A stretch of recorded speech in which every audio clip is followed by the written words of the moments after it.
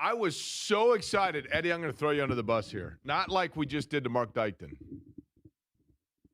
But I was super stoked to go from our Wednesday intro, which you put together, which I do enjoy, into our fabulous song to lead off for today. I was super excited for it. And then, and Eddie, you seem in a bad mood. Something seems off. You said, I didn't have time to do it. And then now you've got that look on your face of great perplexed and concerned and agitated. Is it because I'm back in the building? Yes. There is something I can tell. We've now worked together long enough. And by the way, I'm not saying that it's been a while since I've been in the building, but my login is no longer working on the computer. Do we know that I still work here? Are we positive that I still have a gig? Have you checked? I think so. I mean, your key card worked. True, but they gave us new fobs, and I've never had to use the new one. I still use the old one. I don't know what that means. But good afternoon to you. It is a Wednesday. Kind of feels like a Monday because I'm back in the saddle. For those of you that are listening to the radio program, that does not mean much because if you're listening to the show, you're listening to it, and you aren't necessarily totally aware of the origin of the show or where it's coming from. But for the last 5 shows, I have been out at Colts training camp, and then today back in studio now as we kind of shift that camp itself away from the morning practices and into later morning or early afternoon practices, and so therefore we are back here. But it is good to be back in the studio. It's been a while, to be honest with you, and I'm a creature of habit, I admit it. And I enjoy being out and about. Friday, we will be at the great Indiana State Fair at the Indiana Dairy Bar, and I'm very excited for that as well. But there is definitely a familiarity here with being in the studio, and I have not seen Eddie in, a week, Eddie? Is that right? Basically about a week? Yeah, you were out there Wednesday, Thursday, Friday, so yes. Your hair looks good. Everything, it looks more flattened down today. Thank you. You look like the Seinfeld episode where the showers are no flow. Are you lacking water pressure in the homestead? No, everything's good there. Okay, but everything seems to be locked up for you in there, like it is for me. My computer's like. Do we know that we're still doing a show? I think so. I was going to go in there and try to fix that TV because it turned off. Have we checked? Have you checked your email to make sure? Can somebody send me a message and let me know if we're actually on the air? Well, I do have a meeting here at 1:00 right after the show, so I don't know you. Really? Yeah. How many people are invited to the meeting? 3. Is there an HR person on the email? I didn't see them. Doesn't mean they got they got the BCC. Of the 3 that are on there, how many are listed as like your boss or your superior? 2. Your boss and your boss's boss? Yeah. Oh, boy. And my login's not working. Yeah, we'll see, right? Could be our last day. You never know. Believe you me, I've got my master's in this. Let's get to this. Good morning to all of you. Colts camp, I thought about how I would summarize Colts camp. And this would be my summary of Colts camp from what we saw over the 5 days that I was there. In terms of the defense, and I know that most of you were listening to the program, so you know, but I'm literally going to give a synopsis here of what I witnessed and what was just the chatter going on out there over the course of what has so far been a relatively uneventful camp. And that's not a bad thing.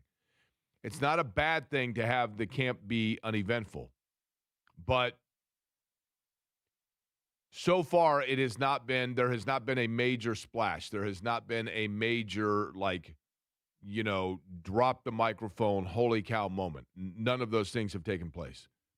Here are the things, if I had to do a book report on this what I did this summer for the first day of school, which I can't believe kids are going back to right now, this would be how I would summarize it in no particular order of the importance of the story. But C.J. Allen, the rookie linebacker out of Georgia, was thought by many when he was drafted, albeit the Colts never officially said this, but it was thought to be that he would be kind of the defensive earpiece, if you will, meaning he would wear the earpiece from Lou Anarumo. But we found out yesterday that it is actually Cam Bynum, the safety, that is wearing that and getting the calls from the defensive coordinator for the first 15 seconds of each possession in the huddle, and he then relays that information to his teammates. It is not unprecedented, but it is unusual that a defensive back player would be the player with the green dot that has the speaker within the padding, but it appears as though that is going to be the case for the 2026 Colts. C.J. Allen is one that was limited, of course, at the beginning of camp and has neither looked stellar nor disappointing. He has been a guy out there. At the quarterback spot, Daniel Jones, kudos to him. You heard him on the morning show, but major props in terms of his body's ability and his own ability to dedicate and to commit to coming back at a health level that so far looks very good. Now, he is not playing at full NBA or NFL speed, He is not playing at full defensive pressure, contact, etc. They've only been in pads for 2 days, and most of it's been relative walkthroughs. But in terms of his timing, his movement, his agility, if you did not know, I don't think that you would be able to pick out which quarterback it was that had limitation in the offseason. And that is very good news for the Colts themselves. As for who he is going to throw to, that's a big, big storyline because Alec Pierce has yet to get out there. We're probably starting to broach into the category or the area of, should Alec Pierce be out there by now? But we're not there just yet. But in terms of who Daniel Jones is going to be throwing to, that does become a question mark because there has been plenty of speculation about the wide receiver spot and whether or not the Colts, it would behoove them to go out and get a veteran wide receiver. They have yet to do that. More on all of this in a moment. But Josh Downs does look very good. And, he is a guy that I think what Josh Downs can do. You're comfortable with what Josh Downs can do. And he's going to be an important piece for them without question. Is his role going to be elevated and the areas in which they need him to operate to be expanded? That is possible. But for right now, he looks very good. And they have had players that, Nick Westbrook-Akine, from Indiana, who was there 5 years ago, not last year's Indiana, but who has NFL experience. Is he a Devin Funchess type, even though Funchess got hurt, signing of, okay, this is a solid utility level receiver? Perhaps. But they need probably a number 2 guy. Do they have guys they can elevate and find? Can Downs be a number 2? Maybe. But I think they need a bigger target number 2. And so far they have yet to do that. And there are 2 ways to look at that. And I'm starting to lean towards one of the 2 ways, which is my arms are up in the air and I'm running out of patience. And again, more on that as well. Running back spot, Jonathan Taylor yesterday found out that he's going to make a ton of money because Bijan Robinson got a ton of money from Atlanta, and that seems to kind of set where the barometer is, and Taylor is worth that much and more. So maybe Jonathan Taylor is simply saying to himself, you know what, I'm good. I don't need to press for a new contract because I know I'm going to get my money, whether it be here or somewhere else. Seth McGowan, I think, looks like he is very capable of being their backup situational spell running back ahead of DJ Giddens. He has gotten a lot of carries. He's looked very good, and you have to feel good about that. Their defensive backfield may be the best in the NFL in terms of depth. They've got a ton of talent on both corners. They've got good safeties. They have good young players at the safety position. And then the offensive line as well, I think, looks good with the exception of 2 things. They are still in search of consistency at the backup center position. I remember a couple of years ago when we did an assessment of the most valuable Colts, or the Colts that they could least afford to lose. And rightly so, Dykton and Kevin made fun of me because it was like 4 years ago. And I said Danny Pinter. And they're like, Danny Pinter? Danny Pinter? And I had him like number 9. And I said, yes, because there might not be an area that he's over a 7, but he's a 6 at like 3 different positions. And any time that you can get that Swiss Army knife guy that you can just put in different spots, there is value to that. And Danny Pinter is one that had value because he could go in spot situations and back them up at the center position. And they don't have that now, which isn't a huge area of need. But then again, this is a different time period here in terms of, Ryan Kelly was really solid, but even Ryan Kelly had moments where, Jeff Saturday was really solid. But, Ryan Kelly, he missed games here and there. Tanner Bortolini last year, I thought, did a really good job. But you have to understand and you have to expect the reality that there are going to be moments, quarters, maybe even a game or two where you've got to go with a backup center. And this is a chicken and egg thing. And you get a little bit at assessing your receivers when you have the lockdown corners the Colts have. Are the Colts really depleted at receiver right now and they have guys that simply can't get open? Or do they have guys that are trying to make a roster and going against guys that are lockdown corners that can lock down the very best in the NFL? Chicken and egg. At the center position, the backup center position, do they have two guys that have yet to separate themselves between, Bortolini and the consistency that he brings, and then Dalton Tucker and Morrissey in terms of the backup center spot? One thing that we've seen is plenty of fumbles and snaps from the number 2 unit. Is that because you have centers that are not used to having that role, or is it because Anthony Richardson is completely gone? And I know that's harsh to say. I want nothing but success for Anthony Richardson. I have no reason to believe he's anything other than a nice young guy, and the Colts failed him. They did. It's a 2-year-old conversation at this point, but the Colts failed Anthony Richardson. They put him in a position where he could not succeed given the tools that he had coming in, and they did not allow those tools to develop. And I understand that there are certain players that you say, no, you just throw them to the Wolves and you let them learn on the job and you let them grow from their lumps. That's great. You do that especially with guys that played like 25 games in college. But when you have a guy coming in and you know that he's raw and you know that he's inexperienced and you know that he's immature, you don't throw him the keys and say, figure it out, kid. They did exactly that to Anthony Richardson. They failed him, and then they basically tried to mask it or cover it up by consistently telling us what a great kid he is and how he was the first one in there for years and whatever else. He was a swing and a miss. Call it what it was. He was a swing and a miss. We know that now. There's enough body of work to say it. He was a swing and a miss. At some point, you have to say to yourself, if it hadn't happened by now, it ain't going to happen. And now, not only that, but internally, he clearly has some sort of a pressure or some sort of psychology within him because he is having difficulty taking shotgun snaps and or snaps at the line. The mental focus is simply not there. The attention to detail is simply not there.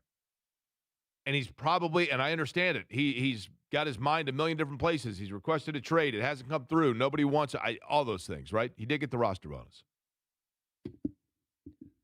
But one of the things that I took away more than anything else from Colts camp was this. I applaud and tip my cap and have the utmost respect for what the Colts have done. That is an extremely difficult task in today's professional sport. And it's one that I outwardly had said I didn't know that they could pull off. And I was worried that they couldn't pull it off. And I conclusively, in terms of where I thought it was headed, probably was wrong. But in today's NFL, what do you see? When there is a change in ownership, more often than not, what you see is a change in ownership. And by that, I mean, when there is a transfer of ownership within a family, then you see the change. The Seattle Seahawks, the Denver Broncos. There was a time when NFL franchises, professional sport franchises in general, but notably the NFL, which is an 800-pound gorilla compared to everything else. There was a time when you could buy an NFL franchise for $400 million, $500 million, $1 billion. Insane amounts of money, no question. But there was a time you could do that if you had that kind of capital. Now, the NFL now and the valuation of these franchises has skyrocketed. to the point where it is very difficult for any independent person. I mean, there are those out there, but it is very hard to find. You don't just walk into a surplus store and say, hey, I'd like to buy a guy that has or a gal that has $5 billion to buy a franchise.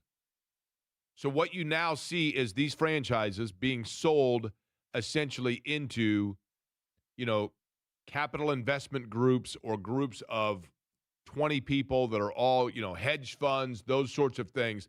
The days of the independent owner buying a franchise, Bob Irsay buying the Los Angeles Rams and then trading them with Rosenblum of the Baltimore Colts and doing a franchise swap and paying $19 million or whatever it was 60 years ago. Those days are gone. And so it is an incredible feat, an incredible accomplishment, and one that I would assume to this point is the result of very hard work and very long hours scouring over documents and numbers and figures and accounts and all of that allowed for Jim Irsay, upon his unfortunate passing, to be able to pass his franchise to his three daughters and do so while fulfilling all of the financial tax implications with it and maintaining course from an ownership standpoint with business as usual. That is incredibly difficult to do in today's world. And people that had billions of dollars from other business ventures that theoretically and seemingly would be able to offset tax implications of a franchise, or that you would be able to dip into because there's future revenue from other business enterprises and empires. The Colts don't have that. And so even though I realize they have been now for 12 or so years listed as co-owners of the Indianapolis Colts, when Jim Irsay's three daughters were bequeathed full possession of ownership, even though I would assume there was paperwork and business area of it where that was the case anyway, and it started to transfer in that direction, the reality is Uncle Sam always comes calling. And I don't know what the exact figure is, but if you study documents, if you go back and you look at precedent of the transfer of power of sports leagues and franchises, it is typically an obligation of 40% the federal valuation of a franchise. So your property tax, if you will, the property tax of that franchise is a substantial amount that ownership would owe in order to retain possession. And it would appear as though after a year that the Colts have done exactly that. And it is remarkable, and it is commendable, and it is an absolute bolster to this city, this community, and this fan base. And there is a debt, pardon the pun, from an emotional standpoint that this city owes for that, and a gratitude with it. But I do wonder, as I was sitting at camp, and maybe this is the unfortunate byproduct of being just an overwhelming, at times, not cynic, but classic overthinker maybe. But as I was walking away yesterday, after basically a week at camp, and I enjoyed it, and I loved seeing the kids in their helmets and younger kids screaming for an autograph and the players getting a chance to see fans. Do I think they could have kept the kids zone open later in the day, even well after practice, so kids could continue to enjoy the inflatable boomer and the 40-yard dash and doing a bouncy house flag football? I do. But whatever. I don't know the specifics on, the curfew times of Grand Park. I have no idea. What I know is this. As I was leaving yesterday, I had the epiphany. I'm looking over to my left, and I'm noticing that by 11:30, everything's closed. And the bouncy houses are deflated, and Boo is, or Boo, that's my cat.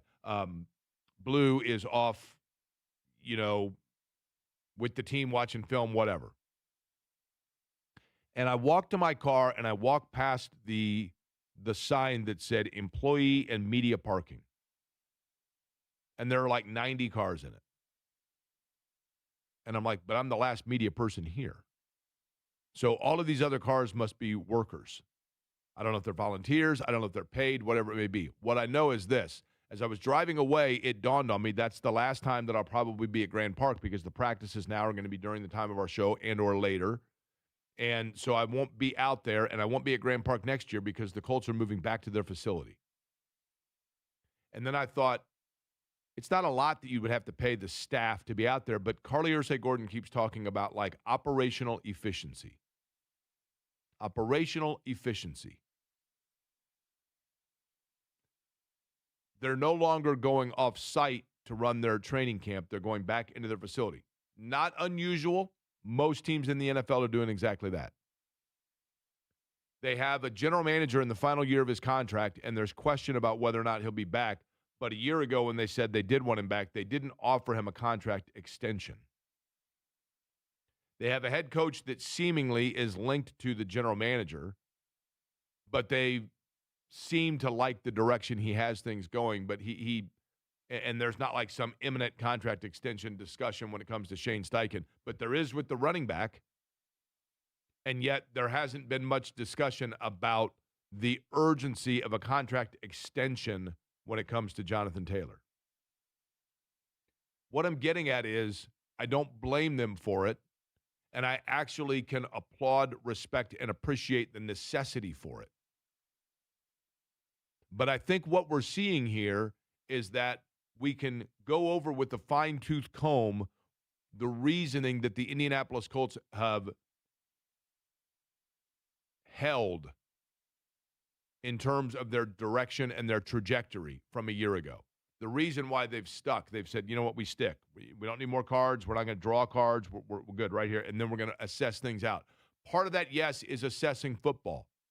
But part of that also is, as it dawned on me as I was leaving Grand Park and realizing that they're now going on site and they have people that theoretically they have to pay to be able to do all of these things.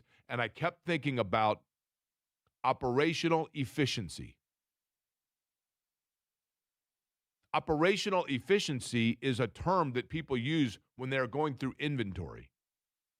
Operational efficiency is a term that people use when they are going through and they are basically scouring for areas where they feel, what does inefficient mean? It means non-return on investment, essentially. And so that's when it dawned on me that while I commend and applaud that the Colts have managed to go through this transition without having to sell off part of the team, without having to undergo the loom and the doom of the threat of a move to another city or throwing it out there or, hey, you know what, so-and-so, because I'm sure that would be easy to do. There's some other city that's willing to pay us $5 billion and give us tax breaks and build us a stadium and all of that. That's professional sports today. And this franchise, kudos to them and arms around them as a city with love and grace, is one that doesn't in any way, shape, or form at this time seem to be interested in making those veiled threats. But it does look like a franchise right now that under the tense of operational efficiency is hesitant in terms of opening up and spending. And I don't blame them for it. I'm not damning them for it.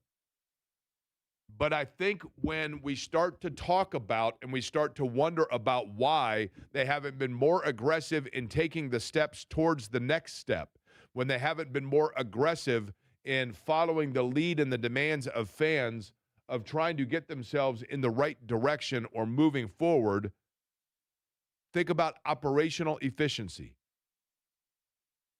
Right now, operationally, they are working as a franchise that appears to be under a not financial restraint, but a ceiling. And that's what smart businesses do. That's what smart businesses do when they undergo transition and change in terms of the allocation of their finances or the funding of their finances or the outgo of their finances until they can get a real hold on exactly where the margins are. They have to say, we've got to operate as the standard operating procedure with operational efficiency. And it may mean that there's going to be a growing period or a flattening period for a 2 to 3 year amount of time where we just can't get ahead of ourselves until we have a complete understanding that everything from a financial standpoint has been met.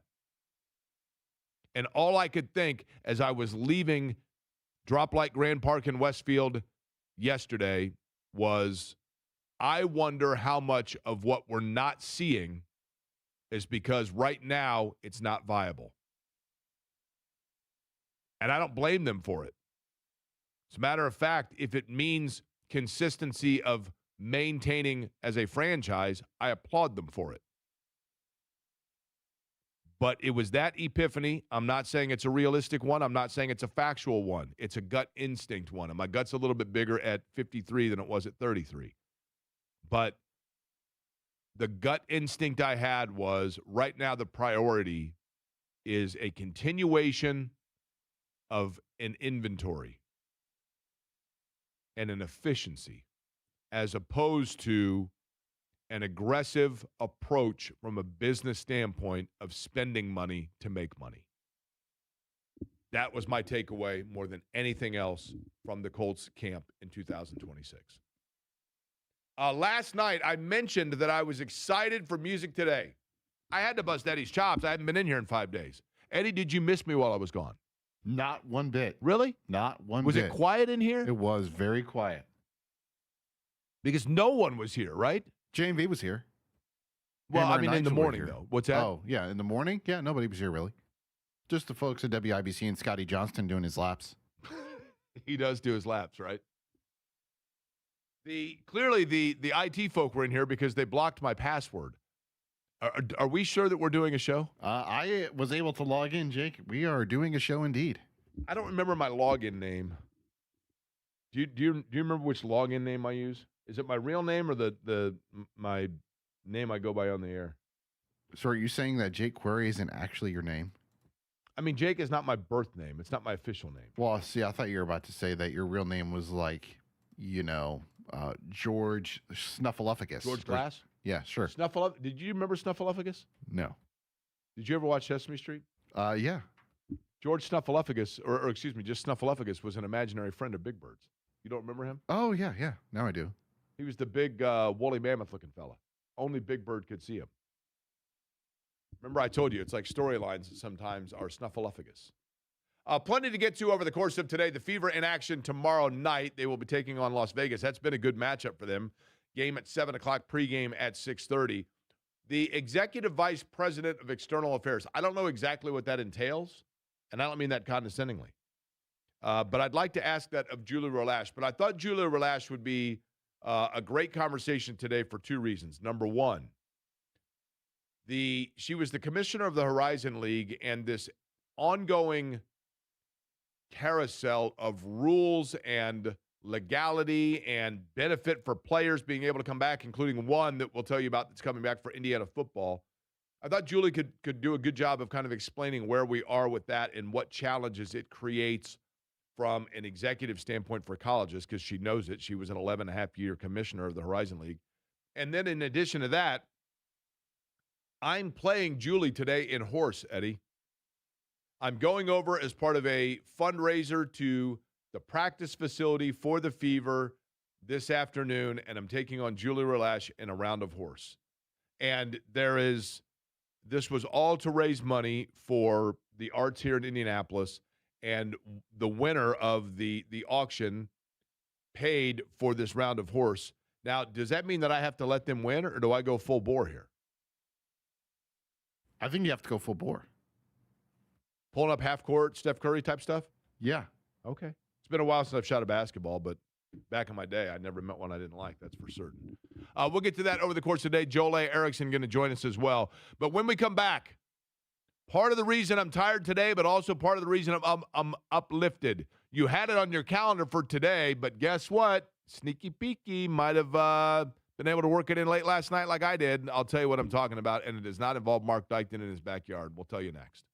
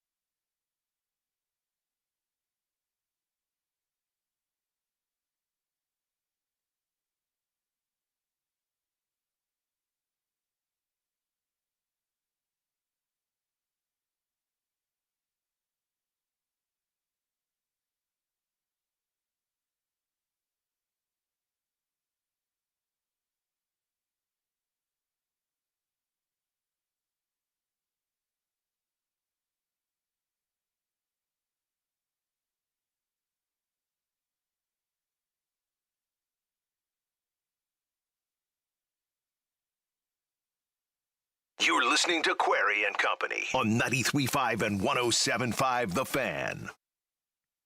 So here's a little trick that I figured out. Here's a little insider tip for you. I don't know this, okay? But when Apple TV says, or any of these apps, okay? How many apps are you paying for, Eddie? Let me run some down. Let me run some down. You tell me just ding or buzz here, right? You have the ding and the buzz. That I am personally paying for, or between me and Olivia that we are collectively paying for? The latter. Since we live together. What I don't understand is this. Somebody can help me out on this. My cable system, okay? I have this box. I don't know how you pronounce it, but it's the XUOMO, right? Exumo, is that how you pronounce it? Sure. Whatever. On this box, it has, there's all these apps, and they're like, this is included in your monthly bill. This is included in your monthly bill. This is included in your monthly bill. Great. But then all of a sudden, I got like a bill for one of the apps, and I'm like, wait a minute. So I went in and I canceled that. And now that's no longer on my TV, but all the others are. So I'm like, well, was that one that it was not covered in my monthly bill and I was paying extra for it at some point? I don't know. But I'm going to give you an app, and I want you to give me a ding or a buzz as to whether or not it is one that you currently have and you watch and you're subscribing to. Okay. We'll start with Peacock. Okay. We'll go with Fox One. Fox One? Mm-hmm. Okay. I'll go with Prime Television. Prime, yes. Paramount. Okay. MLB.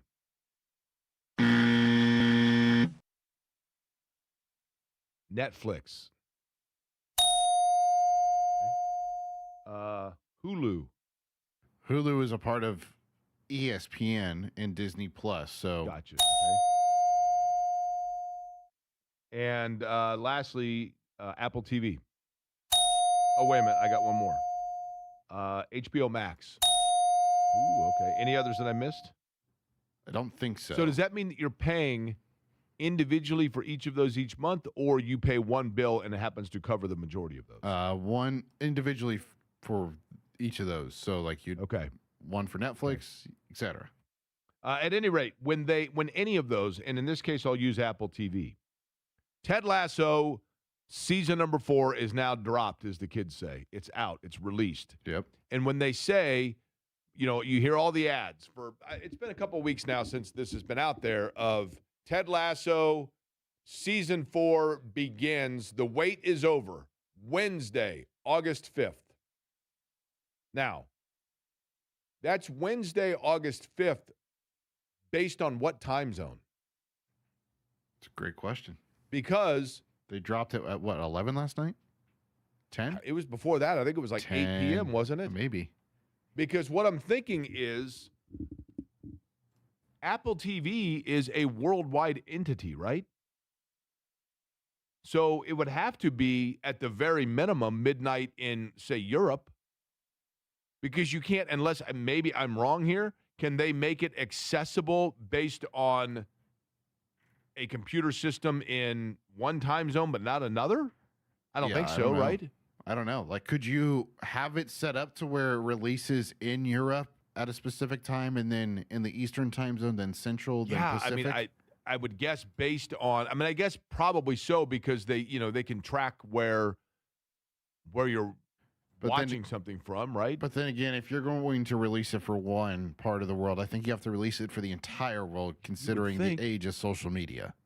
Correct. And being able to spoil And, things. when you think about it, but then again, they obviously know your location because, like I mentioned, MLB, if you're in Indianapolis and you have the MLB package, you can't watch the Reds because it knows you're in Indianapolis. Can't watch the Reds, White Sox, or the Cubs. Cardinals and Tigers? You can watch both of them. Okay. So that must be, what is it, a 200-mile radius? I'm not sure. At either rate, last night. But did you see at the premiere for Ted Lasso that Jason Sudeikis was wearing the Caitlyn ones? Really? Mm-hmm. Well, I do know He this. is a big fan of Caitlin Clark.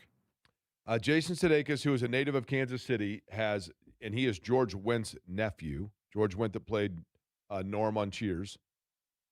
And In relation to Carson? no Z.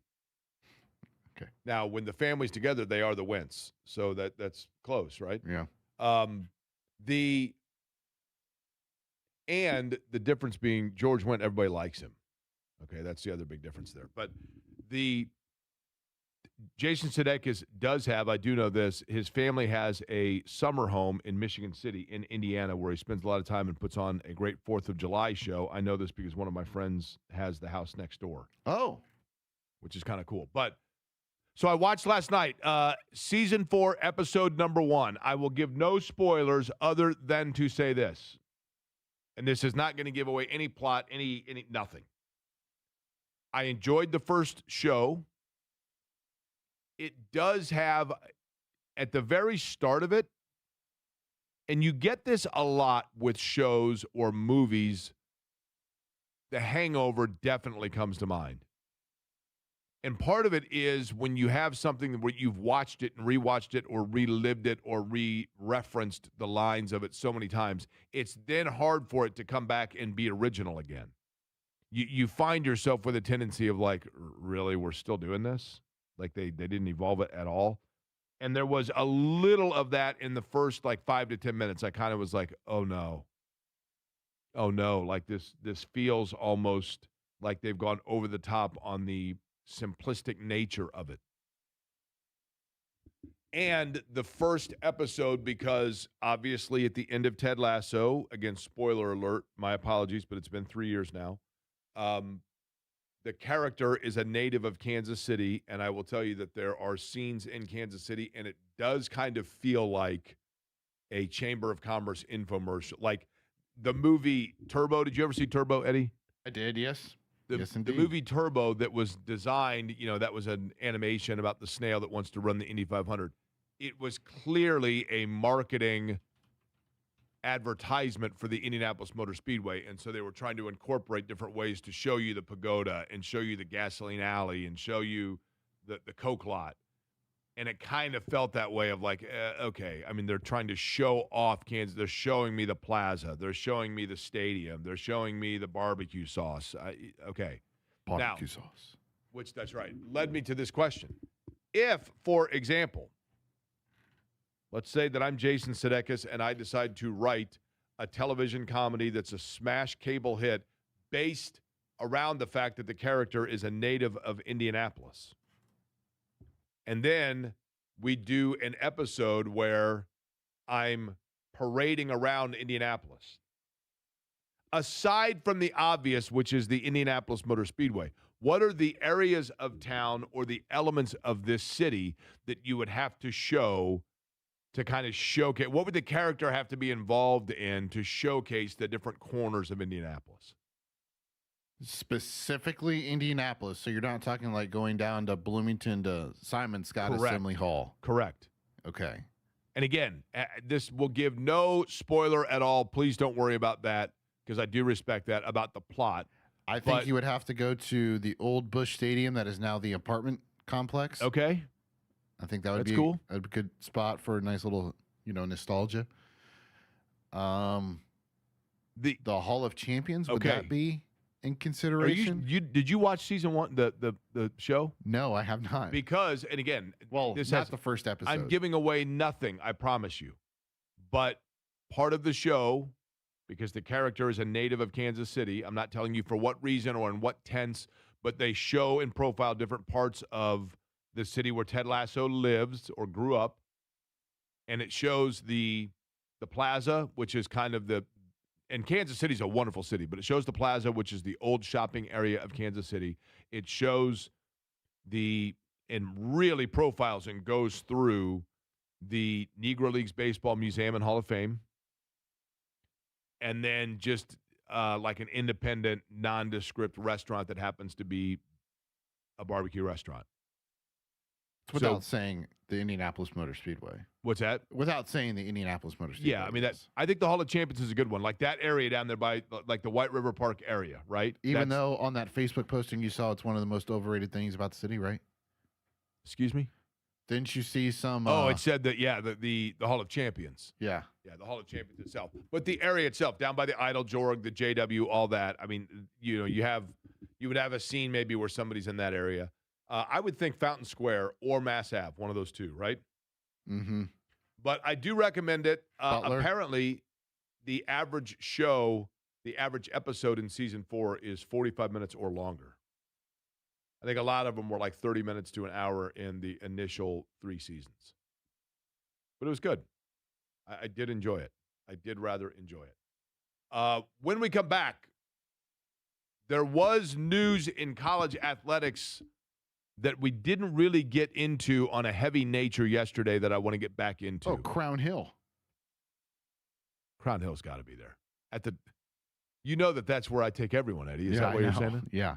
The top of Crown Hill is fabulous. The very top, the James Wickham Riley grade, people think it's weird, and then you go there, and everybody I've ever taken there is like, oh my gosh, it really is majestically amazing. Crown Hill itself is amazing.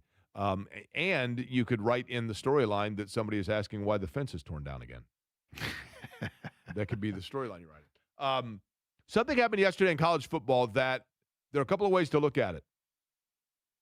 And it's the new world we live in. Benefits Indiana to an extent. And Purdue might have a new boss caller. I'll get to all of it next.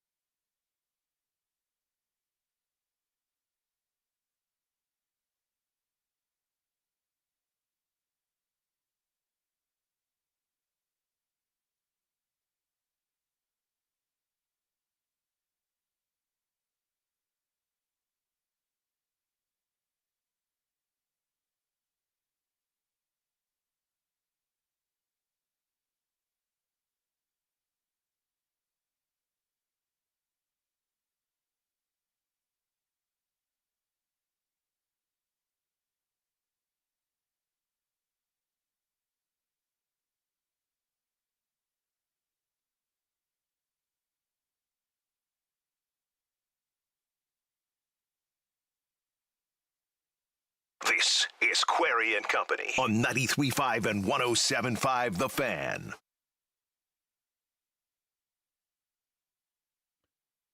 Back in the saddle again here in the studio.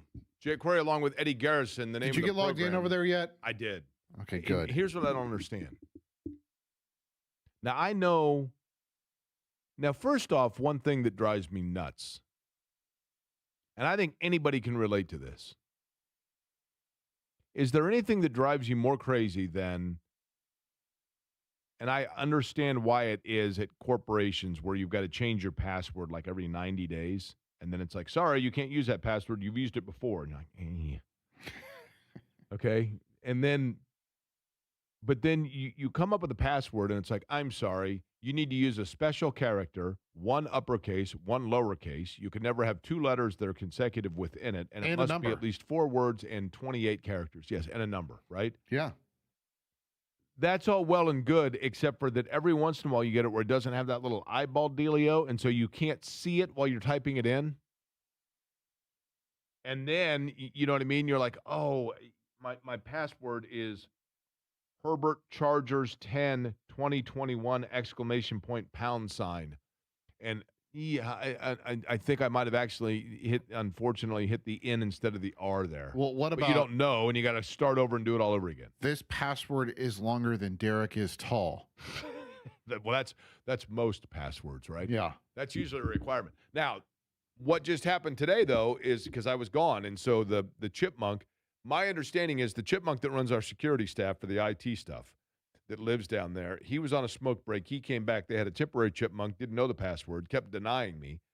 I kept typing in. I literally got to the point where I just did the copy-paste dealio, and I kept pasting the same password, and on the 12th attempt, it went through. Now, explain that. No idea. You just had to blow it off like a cartridge before you put it in the Nintendo, right? Put it right back in. Yeah. Now we're good to go. Yeah. So Indiana, we now know after yesterday's discussion with Mike Nizilik, and it gets very confusing. My neophyte brain tells me this. In the old-fashioned way, if you were a high school athlete that was awarded a scholarship to play Division I athletics, you had a 5-year window to complete your 4 years of eligibility. If you got hurt and you had played in fewer than whatever percentage of games, you could get what was called a red shirt, or you could just naturally red shirt. You played as a freshman, you need to play better. They got a guy that's a senior that's going to play in front of you as a sophomore. They're afraid your minutes are going to lag, so you red shirt your sophomore year. Need or to you improve start your out, physique. Correct. Any number of things, right? Yep. Some guys redshirt as a freshman. And then they have 4 years, and they can play for those 4 years. But if you get hurt, well, you already used your redshirt year. So that's unfortunate. The NCAA now, and there are literally, you ever seen remember those fidget spinners everybody used to do? Oh, yeah. You remember, we talked about this last week, Jake. You were like, name something that was, a phase, and then poof. They were just gone? Yeah. I did kind of like the fidget spinners, to be honest with you. As someone who has to fidget or, constantly be moving, I did too. Yeah, they were all right. Yeah. So, but imagine, when you see like a weather map and there's a big storm somewhere, and then they have those little fidget spinner looking things that are just spiraling off all over the place. There's a big storm in Oklahoma, and then there's these little spiraling storms that are spinning off of it in all these different areas. Are you talking about like the things they made in Twister? Yeah, worst movie ever, yes. How dare you? So the NCAA right now, the challenge that it has is that with each rule that is out there in terms of trying to have jurisdiction over player eligibility over a number of different areas, the reality is that there are smaller court cases that are just spinning like those little fidget spinners all over the place. And no matter what your situation may be as a college athlete, there is a court case somewhere with precedent that allows your attorney to then go state your case and say, you better rule with us because I got news for you. Simpson versus Henke in the lower court case settlement in Southeast Oklahoma Court 7 of 1994 indicates that the law is on my side here. And then it gets appealed and whatever else. But the latest round of this is that athletes have gotten clearance through a number of different court rulings that the limitation of number of years to complete your eligibility is basically it's whack, as the kids say. So they are saying if in the situation for an athlete, you're telling him that they have 5 years of potential eligibility to complete their 4-year scholarship, if you're giving 5 years, then guess what? That player should actually be eligible for 5 years. All 5 of them, they should be eligible. Okay, fine. So in that, you see Sam Alexis that says, you know what? Based on that, that means I have another year of eligibility. And here you go. It's like Wayne's World at the Alice Cooper concert with the passes. They're like, free pass right here, backstage pass, backstage pass. So players are now going and they're saying, here you go, 5th year eligibility. And so the schools are basically having to, some coaches, this is to their benefit. Now, Indiana is one, Eddie, that we find out that another player on the football side of things now is exercising this opportunity for another year, correct? Yes, and he's already back on the roster. He's, in fact, I think scheduled or slated to be out there today in the first practice of the season for the football team this year for the Hoosiers. Stephen Daly led this team in tackles for loss last year, had the knee injury, celebrating in the Big Ten championship game. High-fiving. He was high-fiving like his dad, right? Yeah, I don't know if it was dad or fans or whomever. He was just jumping up to high-five fans or whatever. Ends up, I don't know what the exact nature of the injury is. It's not like the NFL where they have reporters that report on everything. But Stephen Daly is back with Indiana because he falls underneath this category of the ruling that took place in Colorado earlier this week. He was a 2022 class graduate of high school. He played 4 years, and now for the 5 for 5, he becomes eligible. Now, and he will be out there for the Hoosiers this season potentially. The other thing that happened yesterday that illustrates the transfer of power in college football in this region happened yesterday, and I think there's a lot more deciphering we can do of it today. And it may have led to the hastening of a decision for decision makers an hour south of where it all took place. That sounds like a riddle. So I'll give you the answer to what it means for Indiana, Notre Dame, and Purdue next.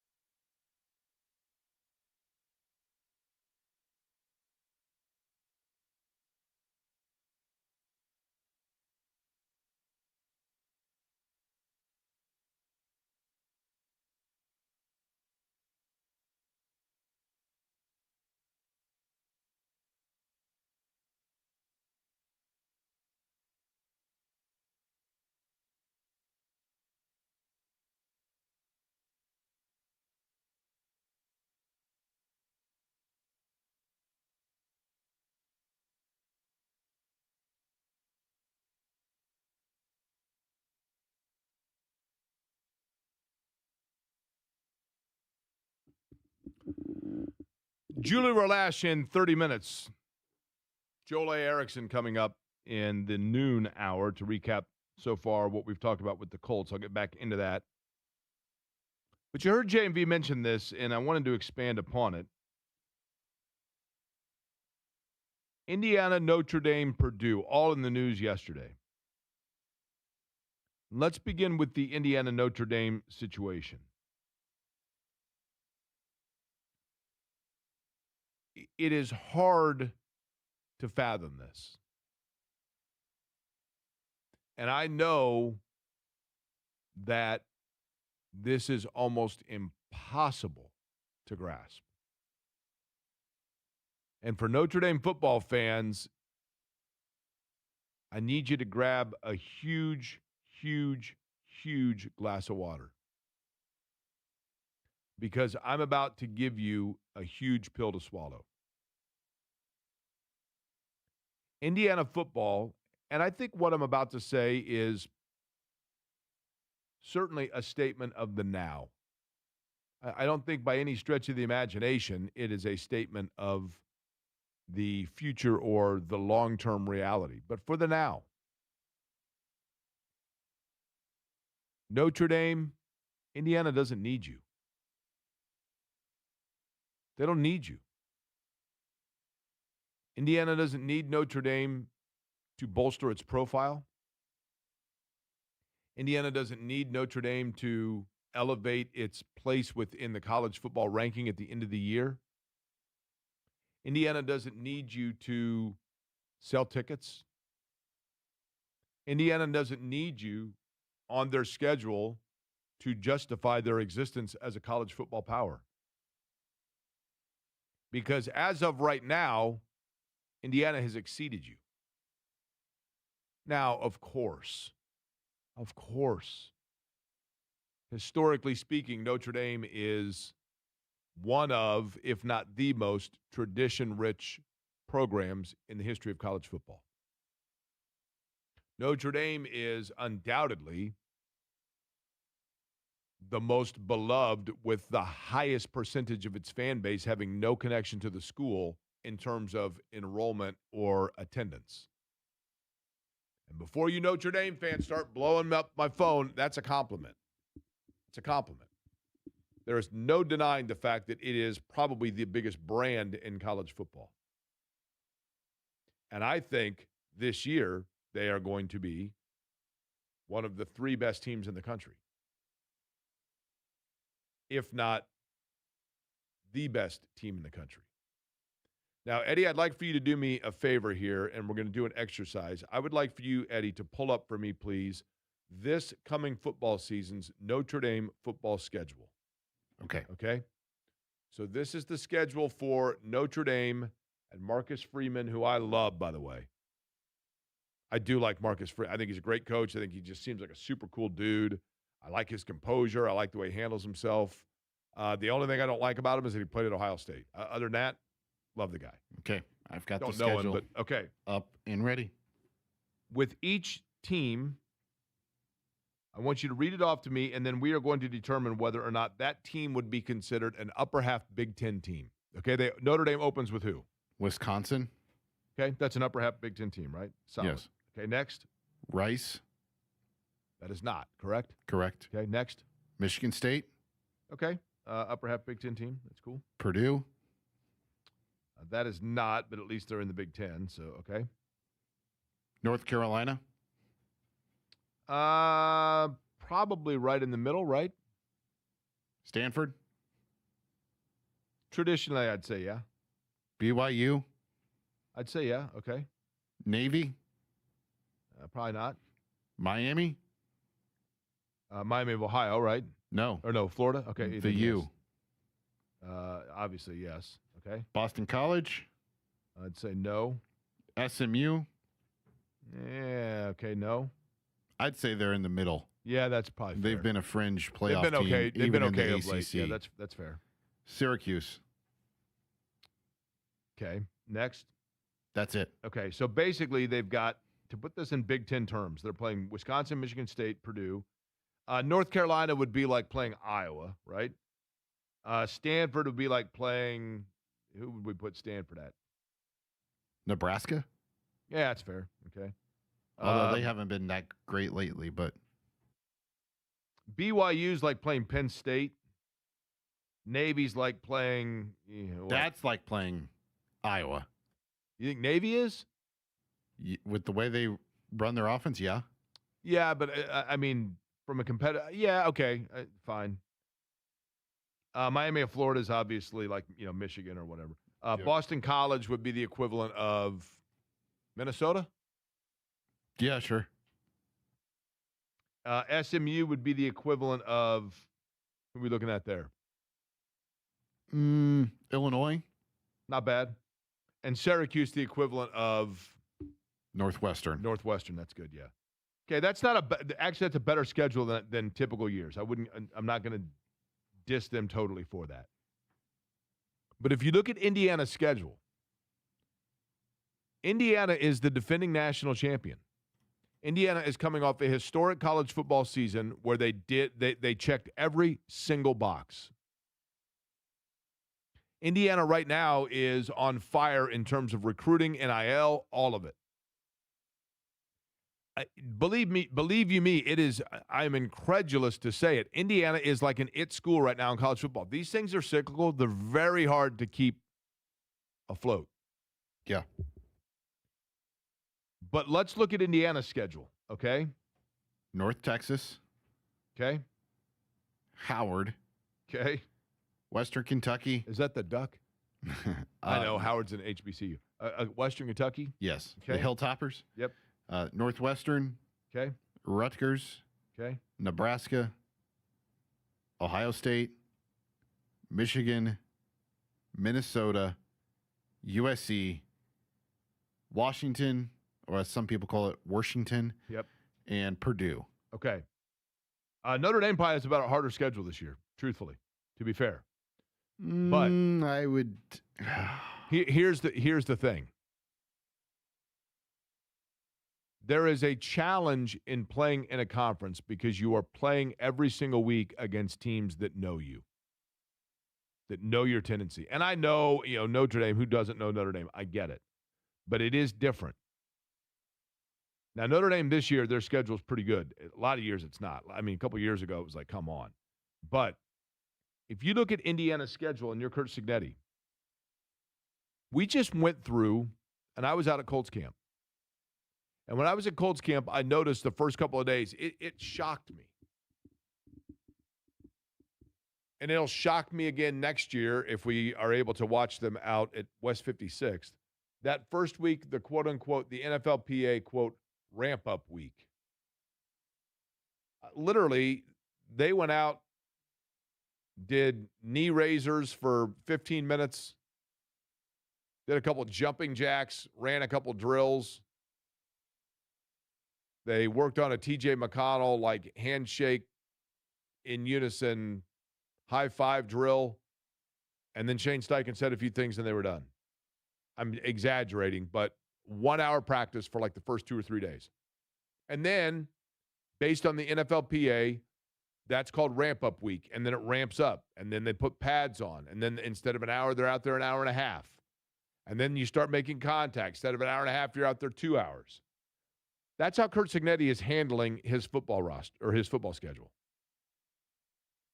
Indiana can play the North Texas, the Howard, the Western Kentucky. They can get those 3 wins under their belt, and they can ramp it up. They can pick up the intensity. They can get going. What does Indiana say about their practices? It's about efficiency, and it's about learning what it is that you need to do and then moving on from that and building off of it and being fresher and being, quick and efficient.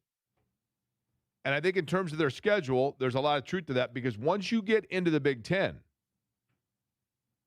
once you're into the Big Ten, and this is a light Big Ten year for Indiana for the most part, but once you get into the Big Ten, you have Ohio State, you have Michigan, you have USC.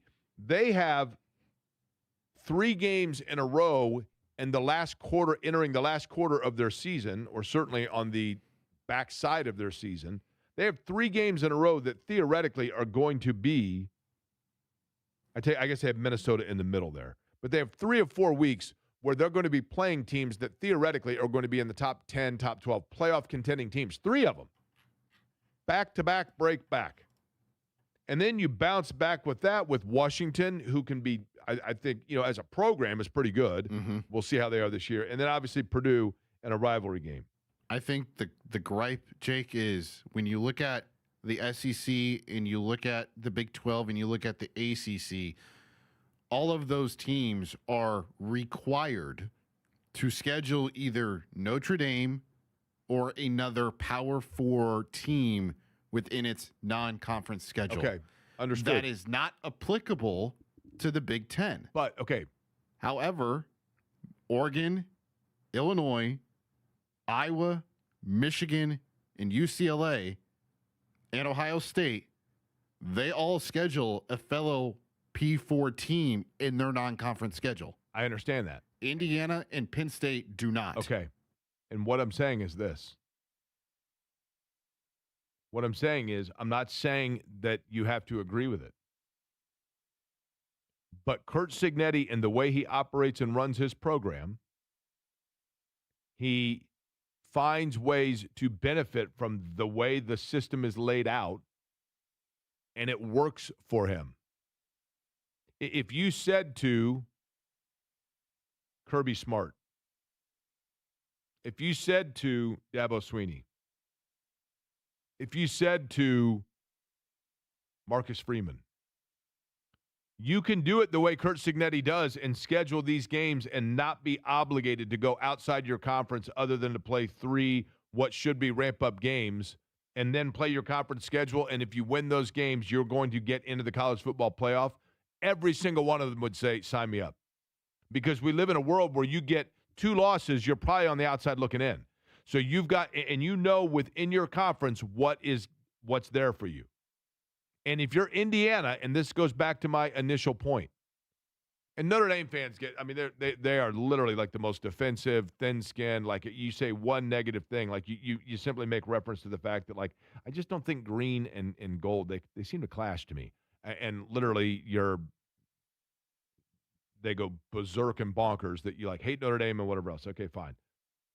Like I said, I think Notre Dame this year is a top 3 team. I love Marcus Freeman. I think Notre Dame's outstanding. CJ Carr is going to be really good. He's going to be a Heisman front runner. Now, I'm not going to go Ron Paulus, how many is he going to win, that kind of thing, but he's a very, very good. They're a very good team, and they're very sound.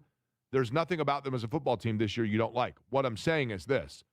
Indiana right now is the top of the mountain. Indiana is the program that everybody's chasing. Fact. Maybe not historically, maybe not even in the short term in terms of like beyond this past season, but as of right now, at the beginning of the college football season, get used to it, the Indiana University Hoosiers are the top of the mountain. They are the only team beginning Division I NCAA football that won the last game they played in without blemish on this. I mean, I get that teams won a bowl game, but you get what I'm saying. They did not lose a game last season. Yep. They were 16-0. They are the national champion. And so whatever blueprint they use to get to that point, rinse and repeat. Because don't hate the player, hate the game. If that's the way the system's set up for them and that's what worked for them, that's what they're going to do. Yeah, that's the bigger discussion, I think, that needs to be had. It's just the way that I don't know if it's an NCAA, CFP, or whatever the case. It's that the Big Ten teams do not have to do the P4 or the Notre Dame game on the non-conference schedule, but the other 3 Power 4 teams do. But if that's the way, you know what the Big Ten, though, Eddie? All play 9 conference games. But here's the thing. So you're saying the Big Ten doesn't require that, right? I don't know if it's the Big Ten or if it's the CFP. I would have to read further into it, but yeah. But the Big Ten has been the forefront leader in everything. The Big Ten is the league that has the rest of college athletics playing catch-up. The Big Ten is where it is. The Big Ten, Jim Delaney in the Big Ten had the foresight years ago to come up with the Big Ten Network. And they were the first one to do it. And then Texas came out with their own network, and that allowed for Texas to go into the SEC. And the SEC came up with their own network, but they're playing behind. They're playing catch-up because the Big Ten Network had already had firm footprint on cable systems throughout the country. And that allowed for the Big Ten to then go and get USC and UCLA and Oregon and Washington and have teams coast to coast. We could talk about till the cows come home the absurdity of scheduling and all of that. It's ridiculous. It's absurd. I get it. But the Big Ten, like Shawshank, how the money rolled in. Because the Big Ten had the foresight before everybody else to do it that way. The Big Ten had the foresight before everybody else to expand as well. The Big Ten has been a step ahead of every other conference. And that's why now it is the preeminent conference when it comes certainly to college football. Now, one area where Curt Cignetti erred is Curt Cignetti hasn't done many things wrong at his time in Indiana. And I'm not saying he's wrong on this one, but it's one area where he is going to be scrutinized. And that is the Big Ten is the one that has that rule? Yeah, where they don't have to schedule a P4 Right. in Notre Dame. The other conferences do. Now, where the Big Ten, where Curt Cignetti has erred here, is in taking advantage of this system that his conference allows him to do. When he takes a Notre Dame off the schedule, or even if he doesn't do it, when Notre Dame is removed off of a prospective or a future Indiana schedule, because of the bravada and the Barney Fife level delivery and the confidence/arrogance, and the only difference between confidence and arrogance is result. The confidence with which Curt Cignetti speaks, that is going to cause for anybody who doesn't root for Indiana to await any opportunity they can to show that he is showing himself as insecure or invalid or too much of a Johnny-come-lately or whatever it may be. And in that situation, you can bet that Indiana, and the guy cares. Do me a favor real quick, Eddie. I need you to take your four fingers, not your thumb, but your four fingers, okay? Put them in a half-moon circular motion. Touch your thumb to your pointer finger. Okay, that's the amount that Curt Cignetti cares about what people think. Okay? 0. That's his level of concern here. But in this case, Indiana's going to do what works for Indiana. And it worked because Notre Dame and everybody else is now aspiring to get to that summit that Indiana is standing on top of. Purdue, in terms of their football program, and I do think that Purdue has big potential in their football program because they've been there. Oddly enough, and I'm weird when I say this.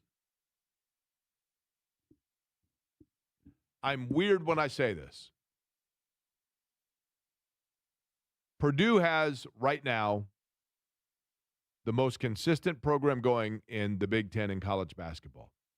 Now, Michigan, to the point that I just made about Indiana, everyone's aspiring to be where Michigan was. But Michigan now has a new coach. Michigan has, we'll see whether or not there's allegation or rumor of sanction coming their way. We'll see.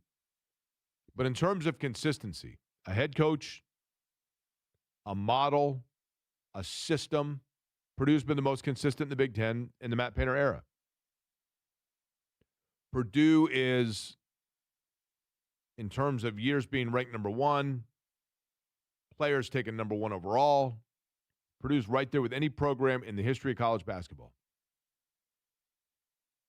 The only thing that where Purdue really lags behind is in national championships. And if you don't believe me, listen to any Indiana fan when they talk about Purdue, and even if they're under the age of 40 and have not seen a national title in their lifetime, they'll talk about banners, and I hope that they don't have allergies because dust can be a challenge. But I still think of Purdue, and I'm probably, when I say this, Eddie, you may get up and walk out of here because it sounds so absurd. At its core, I still think of Purdue as a football school. I don't know why. I don't know if it's the magic of Ross Aid at night under the lights. I don't know if it's the late, great Rondale Moore and his play against Ohio State. I don't know if it's the cradle of quarterbacks and then, Leroy Keys and other great players. I don't know what it is, but I think of Purdue as a school that, like, football has been a real part of the culture there, even when they've been bad, which they have been for a while now. But I do think that Purdue has the facility and the resource to awaken itself a bit, and how you do that to get to the level of conversation of an Indiana or a Notre Dame, that seems a monumental task. But it begins with fundraising. And to repeat what I said yesterday, Tommy McClellan, even though it has not been made official, appears as though he is going to replace Mike Babinski as the athletic director at Purdue. And what McClellan has done, when you think of Rice, not the food, the university, and when you think of Vanderbilt, I love Rice. the school or the food? The food, so Really? good. Yes. You steamed rice, brown rice, white rice? All of them. Really? Yes, I love rice. How often do you make rice? I would eat it every day if I could. Really? Yeah. You just go with like the Uncle Ben box, like how does that work? You just pour the Uncle Ben into water and you put it in the microwave? Is that how that There's works? jasmine rice. What's that? Jasmine rice. Okay. And then I usually have that, which is just typical white rice. Throw some citrus juice in there with some lime juice, some parsley. Okay. You Bada just boom, eat the bada bang. rice plain? No, like with chicken or steak or Okay, yeah. something So like that. Yeah. you mix it in with stuff. Ground right? beef, yeah. And then you mix it in? Or like Depends on the source of protein that's with it. If it's chicken, I usually just have the chicken on the side and then the rice itself. And how often do you do this? I would love to do it 7 days a week, but What stops you? It's not well, expensive, right? it's not expensive. But the fiance doesn't like rice every day of the week like I do. So Well, you just fix your own little deal. that's not how that works, Jake. Not how it works. Yeah, you just fix your own thing and you say, and you fix her something as well, but you fix two different things, right? That's not how it works. What are you eating out of the same bowl? No. What are you running a buffet over there? What are you doing? No. Okay. What about lettuce? You been backing off the lettuce lately? Nope. I'm still eating salad. Okay. It's just the shredded lettuce, Jake. That's the issue. So I just get the normal head of lettuce, like always. So wait a minute. So you're telling me that it's not how the lettuce is being grown that's causing the big problem here. It's once they shred it? Yes, Is it something to do with the knife blades? I don't know. It was something with shredded lettuce specifically. Like there were 2 restaurants affected by this. And Allegedly. Restaurants. One of those restaurants, I'll be honest with you, if you have Restaurants. if you have we'll just say some bowel discomfort after, how do you know whether it's the parasite dealio or just the restaurant in general? Because that seems to be a consistent theme amongst that restaurant. I'm going to assume, Jake, it has something to do with the velocity. Okay. I mean, but again, I think there are a lot of people that would tell you even that. I mean, we're talking the difference between a Lambo and a Ferrari here, right? You know what I mean? At any rate, back to Rice and Vanderbilt. So Tommy McClellan, it appears as though, is going to be the new athletic director at Purdue. And the reason I think that's significant is because those are 2 universities that one of the things that they've been able to do, it is hard, as I mentioned yesterday, and I don't need to go into the length of the discussion on it to repeat it today, but I do think that Purdue is very much aligned with Rice and Vanderbilt in the fact that in certain programs, academically speaking, they are world-renowned and elite. And that leads for a covet of their graduates and that degree to fan out really all over the country and all over the world upon graduation. And so once they do that, if you are an alum of a university and you are working 700 miles from where you went to school, the odds are lower that you are going to be a nightly watcher of your team, because people where you work, you're like, oh man, big win for my school last night, but I went to work and not one person here like even knows about it, whatever. It does diminish your enthusiasm and thus your desire to bolster the program by being and feeling a part of it through your donation, your fundraising, and et cetera.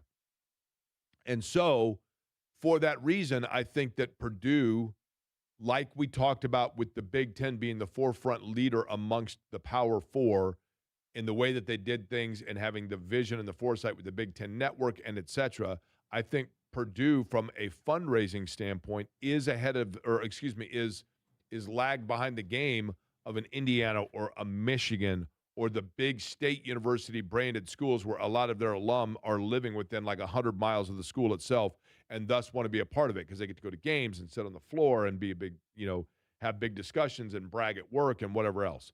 And so that is a challenge where the other schools were way out in front on the fundraising for NIL. Purdue is lagging behind. Now you have a guy who is coming in that part of his resume and part of his credentials, his LinkedIn profile, is that he was able to generate fundraising effort at Rice and at Vanderbilt. And theoretically, he can do the same at Purdue. Mike Babinski, when he, if you look at Mike Babinski in his era and his tenure at Purdue, hiring football coaches would be the biggest thing that he oversaw. And yeah, he swung and missed on Ryan Walters, there's no question. But he also was a part of an athletic program where the criteria and the definition, the job description and the requirement of the job was totally different at the time of his departure than it was at the time of his arrival. I mean, it changed right before his very eyes. I have a question for you later, Jake, because we don't have time to do it because we have to get to Julie World-Ash. But you were talking about the Big Ten and, where it's at in terms of how it's thinking and forward thinking, whatever. I do have a proposition for something you said earlier. Okay.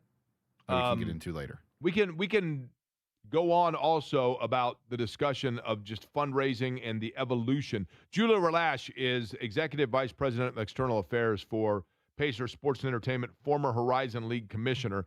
And she's working on her jumper right now because I'm challenging her. She's challenging me. I don't know which way you'd say it. We're playing horse later.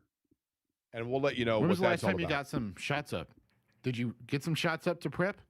They have a little basket in my pool, and I play my buddy Matt Barnes in Pig. If you need access to a gym, like a basketball gym before you have this set event, just let me know, and I can hit you up. Really? Or hook you up. Well, it's in like 4 hours from now. I got you. Okay. I got connections now, Jake. All right, fair enough. We're going to play horse, and we're going to do it later today, but Julie Relash is going to join us next.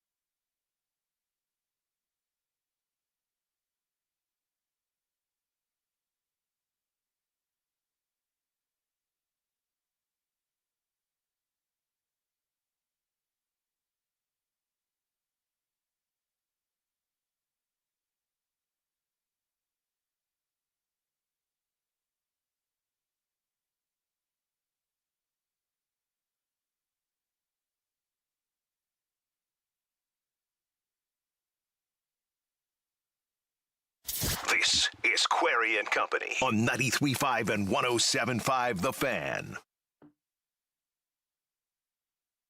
So later today, over at the field house, I will be participating in a game of horse. It's been a while since I played, as a kid. Man, backyard. Horse, around the world, 21, you name it. One-on-one. We played every single thing. That music ended abruptly, Eddie. That ended abruptly. There was no fade down there, right? What happened? I faded it down. No, all of a Just sudden, rapidly. in my ear, it just went away. Just boom. When you eat that rice, do you enjoy red hot chili peppers with them? No, With it? I don't eat chili peppers with them, no. So you're telling me that you enjoy the rice, but you can only have it on certain nights because your fiance doesn't like rice, and when you guys make dinner, you just make one big dish. There's no. She likes rice. Mhm. She just does not love it the way I do. She doesn't want to eat it every You'd day of the bathe week. yourself in rice if you could, is what you're getting at. Yeah. Okay. Yeah. I think it's possible that you could make yourself a rice dish and make her a separate dish, and the two of you could sit down for dinner with two different dishes. I wonder what that would feel like if you just had a bathtub full of rice and you tried to bathe You'd in float, right? it. Would it be like on a sponge? Kind of. It'd be like a patty. Doesn't rice come in patties? Would it then I become a sushi roll? Now, I think actually when it comes to roll, your fiance has already told you you're insulated. Okay. So the roll may be as in slow yours, right? Joining us now, and I'm sure thrilled to be doing so based on that segue, she is and I want to make sure that I have the title correctly, Executive Vice President of External Affairs for Pacer Sports Entertainment. Is that right? That is right. Hi, Jake. Did they have any ink left after they printed the business cards? That's a long title. It is a long title. It's impressive, right? I'm not sure, People have opinions on titles. Well, listen, I think it's an impressive one. Just VP for the Pacer Sports Entertainment, Julie Rolash, who, of course, longtime commissioner for the Horizon League as well. And now you are and I don't know if this is true, but I'm sticking with it, okay? You played college basketball at Millikan, correct? That is correct, yes. And you're the all-time leading scorer there, right? No, but thank you. Can we say that? I was high on the list. I think I finished second all time. Really? Do you know who was first? Somebody named Jodie Foster who went way before me. There have been two Really? actually Jodie Fosters there. John Hinckley was at a lot of your actor. games, is what we're getting at, right? What's that? I said John Hinckley Jr. was at a lot of your games, right? There you go. Errantly Yes. looking for the wrong Jodie Foster. Okay. That's right. So Jodie Foster, now, did you fall short of Jodie Foster's record, or did Jodie Foster eclipse you once you were done playing? Fell short. The bar was already set. I didn't even start till I was a sophomore, and that was only because the All-American senior had a horrific injury. So I moved into the starting lineup as a sophomore before I expected to, and had a great run. Loved it. This is way back in the books, but our team won conference all 4 years, NCAA Sweet 16 all 4 years, and Elite 8 2 of those. That's pretty awesome, right? We could play. Yeah. I don't see Jodie Foster with those sort of credentials. You know what I mean? Well, right? It was a good 4-year run. Yeah. That's right. Okay. So with that, it's my understanding that, and I think I'm in trouble here. Because we have a horse competition. Now, there's a third person that's playing horse with us, correct? Is this correct? This is correct, yes. Okay. Who purchased this opportunity to play with us. That's what this is, an opportunity. Well, to play with you, I just happen to somehow have gotten roped into this, right? And so, in other words, I am not the headliner here. I totally understand that. I'm kind of like when you go to a concert and you have the big band, and then beforehand they bring out like some local moron with a violin. That's me. I get that. I'm aware of that. I don't think that's the case. I think maybe the headliner though is not you or me. I think it might be the location. Correct. This is going to be taking place over at obviously the Fever practice facility in Cambridge Fieldhouse, and it's also a fundraiser, Julie. That's the important thing here, correct? That's right. Yes. Yeah. Fundraiser for IRT. As you know, I invited you as my guest, you and Shannon, back for their big celebrity radio show earlier this year. You didn't know that when I invited you guys as our guests that there might be an ask embedded in that, but you're playing along, and I appreciate it. No, listen, and before we get to, because I do want to talk about a couple of sports topics with you that I think you could add, very astutely add to our conversation here. But I love the IRT, the Indiana Repertory Theater. I absolutely love it. It was a fabulous night. The talent that was on display for you guys putting on a show that was a comedy show, and it was a comedy show put on by different dignitaries around town. And for that crown jewel location in Indianapolis that every year I go, and I probably go to 5 different shows per year in that venue, and to be able to help out for that cause, all about it. And I certainly appreciated the invitation that night. It was a ton of fun, and we're going to have fun today. Let's begin with this before we get to talking kind of about the Horizon League and the landscape of college athletics. Your role within Pacer Sports and Entertainment, and I want to say it's been roughly 8 months since you made that transition. My numbers could be off a little bit there, but what exactly is your day-to-day responsibility within your role with Pacer Sports and Entertainment? Well, I get to work in a few different areas. So one is I get to work with Aaron Wittern, who oversees all of our corporate communications and PR. And that intersects some with the Fever and the Pacers, obviously, but they have their own strong internal PR and comms folks. Then also I get to oversee and work with our folks on the community engagement and Pacers Foundation side. I can tell you before I started here, I knew that this company and these teams do a lot in our community. Now that I've seen behind the curtain, it's overwhelming.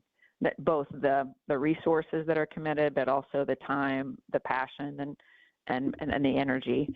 And then also I get to be a part of our global team. We're obviously excited about our game in Mexico City, and the Pacers are really trying to lean into this NBA larger strategy as to how to have more of a global presence. So being a part of that effort is exciting too. Julie, one of the things that in any profession, really sports in general, I'll tell you one thing I love about sports, okay? When I remember playing basketball in high school, I've been in one fight in my life, okay? And that fight was with George White on the North Central basketball team. And Greg Black, ironically enough, George White and then Greg Black broke it up.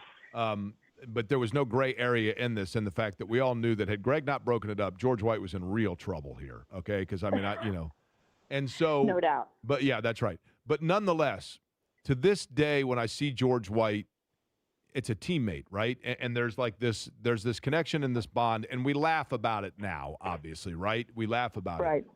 But George White and I probably didn't have a lot in common other than that locker room, okay? Yeah. And so I think there's a beauty of sport in that team aspect of it. But in the world that we live in today, where everything has to be scrutinized and everything has to be polarized and everything has to be accentuated, is it a challenge in high-profile sports to have locker rooms or cultures that create and facilitate for the voice of different areas and different backgrounds so that all areas are included in part of it, but people grab onto the one thing that they like and then resent the thing they don't like that's represented within the same locker room?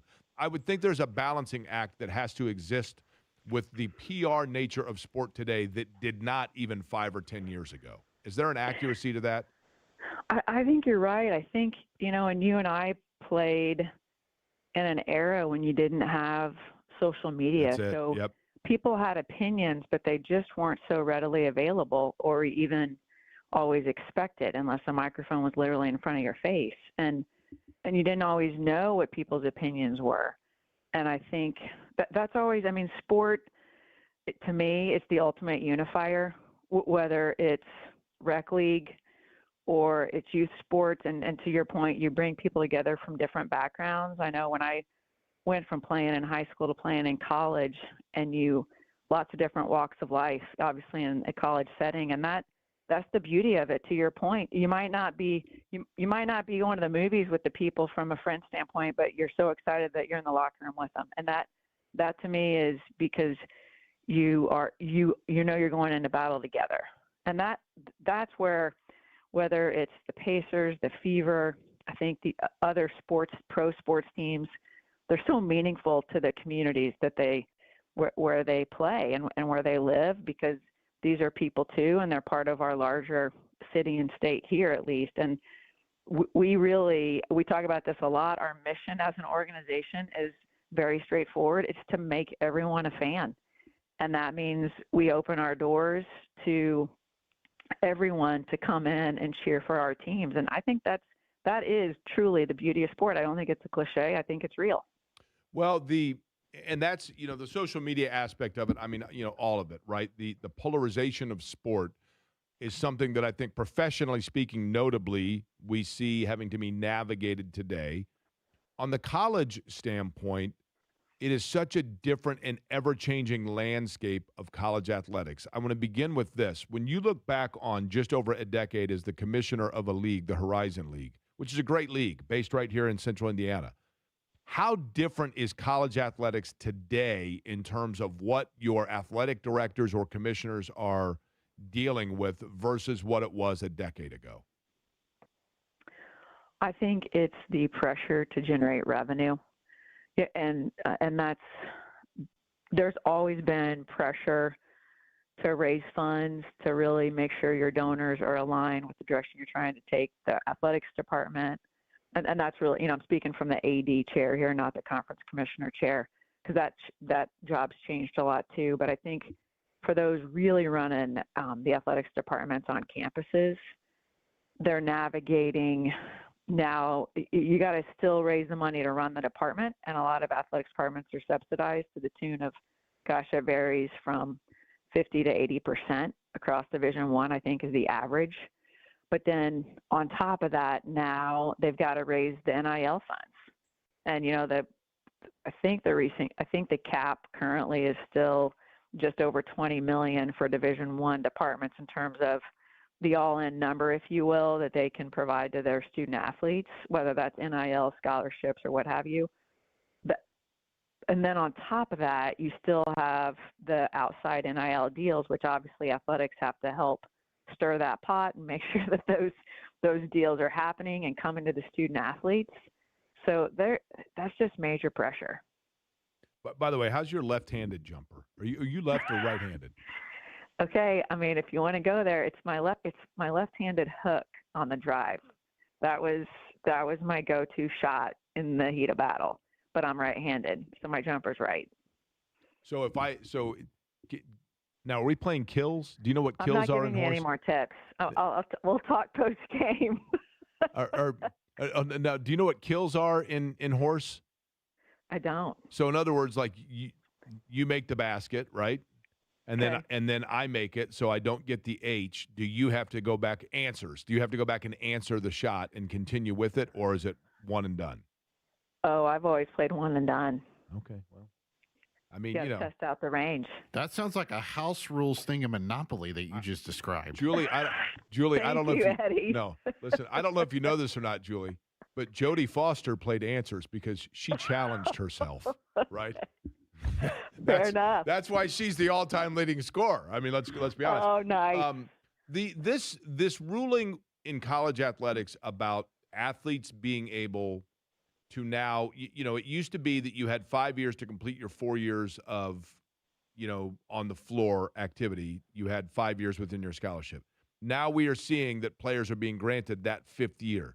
A lot of this happened and began with COVID, and I understand it in terms of kids were denied the opportunity, so therefore they got an extra year.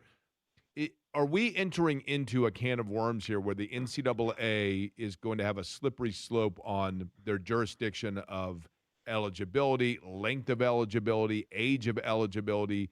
How hard is it going to be to come with a defined rule on this and getting back to a clear understanding that's across the board? Well, I like it. I think it's cleaner. And I, like long ago when I worked at the NCAA, I worked on a lot of waivers. I don't think I've told you this, but with the former 4 seasons and 5 years, a lot of people asked for what would be a waiver or extension of that 5-year clock because they'd get hurt, right? Right, a medical waiver. Year to play there, but there were all sorts of other reasons. and those reasons grew in terms of what people thought qualified as a justifiable reason to extend that 5-year clock into 6 years, sometimes even 7, believe it or not, as well as what counts as a season of competition. Well, I only played in 2 games, and then I got redshirted. I only played in 3, and then a family member got sick, and I had to head home. Like, that shouldn't count as one of my 4. I think if they can get to a place of you've got 5 and 5, that will eliminate some of the waivers that they are just getting hammered with. It's not going to take away some of those unforeseen cases where somebody's like, yeah, but I should now have 6 years to play my 5 seasons. Like, I think they're going to have a hard time shutting those floodgates, especially because courts are so sympathetic to student athletes whenever they try to get some sort of relief outside the rules. But I think it's the right direction. You know, I don't with the different rulings. You know, the courts are. It's almost like trying to find a court to come up with your ruling. Like there's like this expansion of courts, not unlike the way I'm going to expand the court later today with my unlimited range during horse. Just so you know. Nice. I'm just telling you. You know what I mean? For the logo, huh? You know what, though? I'm not going to lie to you. I got a little bit of a rotator cuff issue, which is kind of limiting my range. Here come the excuses. Nah, I'm just saying. Here come the excuses. We're already getting it. Well, listen, it doesn't impact the left-handed jumper. I mean, Chris Mullen from the corner. Okay, lastly, Julie, you have or have not watched. I managed to figure out last night it was available at like 8 o'clock when I checked, and so I did watch, and we're not giving away any spoilers here, but have you already dove in to season 4, episode number 1 of Ted Lasso? I have not. I literally mentioned to David, hey, Jake said this is coming out, and we listened to our 16-year-old who said not till Friday. That's what I get. I should have checked. I should have double-checked the source. Okay. Okay. So it's out. What's the take? Listen, it's good. Here's what I said, and I'm giving away no spoilers for people, okay? But, you know, it's always difficult to come up with sequels, especially after a layoff, because you've seen the highlights so many times that then when they're reintroducing the quirks, in a way it feels a little bit forced, and you're like, oh, my gosh, are we really doing this still? And then it settles in, and you're like, here we go. And you fall in love all over again. Okay. It's enjoyable. I'm looking forward to it. Let's put it that way. Not as much as I am trying to try my left-handed hook, but I'm looking forward. What I saw instead was an episode of Is It Ride or Die with Rebecca from Ted Lasso. Oh, really? Hannah, is it Hannah Waddington? That sounds like her name, yeah. I'm obviously a big fan of hers because of Ted Lasso, and she's got another series out, and it was great. Is it like a drama? Is it a comedy? Is it intense? Oh, it's a comedy, an action comedy. Okay. I'll have to check it out. You know, since we last talked to you, Julie, and then we'll let you go, but, you know, I've become BFF with Christopher Knight that played Peter Brady on the Brady Bunch. I met him at the Long Beach race out at IndyCar. And he took me to the Brady Bunch house. And then he came for the Indy 500. We went out to dinner with them and did the whole thing. And he actually told me that he was impressed by my Brady Bunch knowledge. And I think deep down what he meant was he was terrified. But, however, when I went, I don't know how familiar you are with the Brady Bunch, but when I went to go see him at the Brady Bunch house, I wore a T-shirt that said Buddy Hinton Fight Club because, of course, Peter Brady gets in a fight with Buddy Hinton. And in that episode, gosh. Buddy Hinton afterwards at the end of the episode says to Mr. Brady, Peter's got a mean left hook. And I'm a little worried because that's my understanding, the scouting report in terms of your horse game. You have a mean left hook. A little worried about it, but we'll get through it, right? I'm sure you'll get through it. Just so you know, I only had an H when I played Jodie Foster. Okay, just so you know. Okay. So I'm prepared. All right. Well, and by the way, I think 3:30 is the big showdown, and I have a recording here at 3 o'clock, and so I'll probably be there right there. So very little warm up for me. So advantage you, but I look forward to it. Here's another excuse. I'm headed over now to start my warm up. All right. We'll see you at 3:30. Fair enough. Sounds good. I appreciate it. Julia Relash joining us on the program. Joel A. Erickson, by the way, going to join us noon hour, recapping Colts camp as we are now in the middle of week number 2.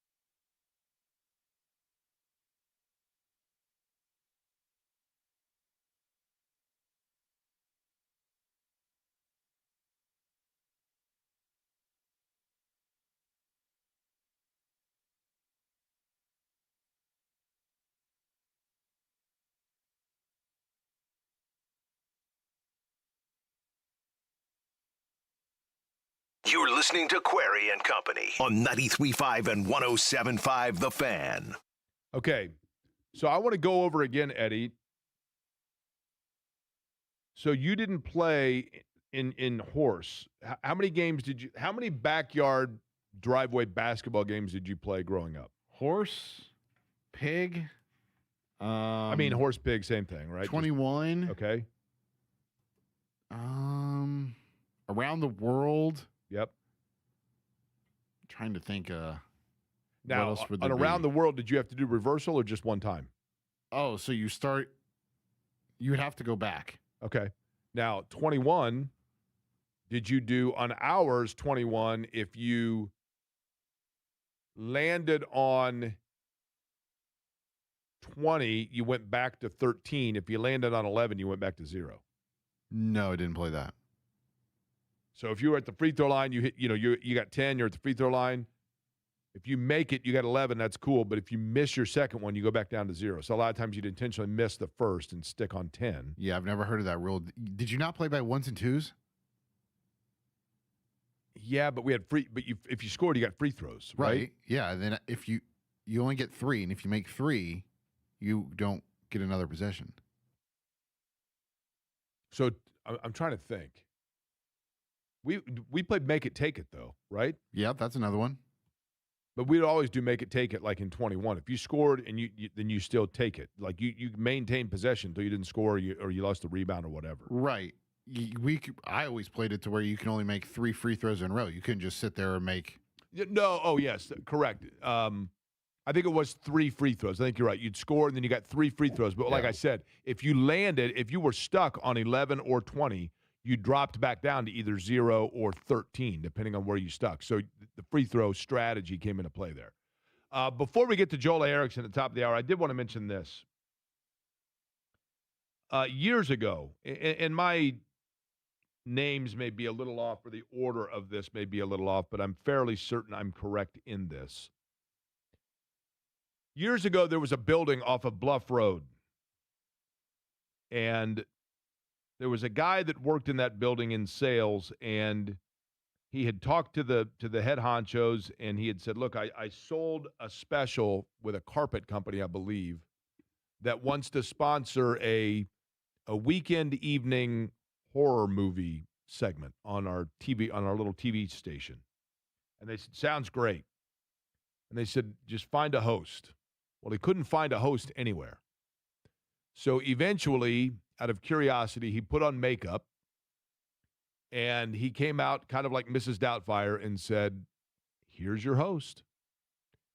And that was the birth of Sammy Terry.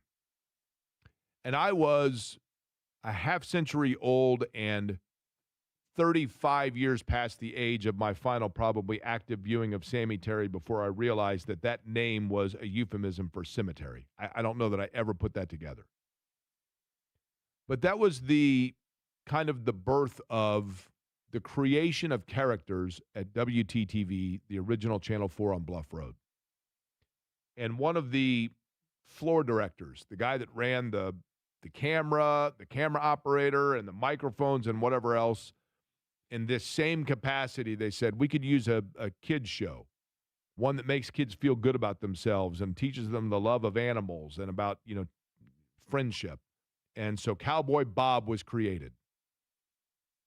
And Cowboy Bob needed, and I can't remember which came first. It may have been The egg. Janie before Cowboy Bob, thank you.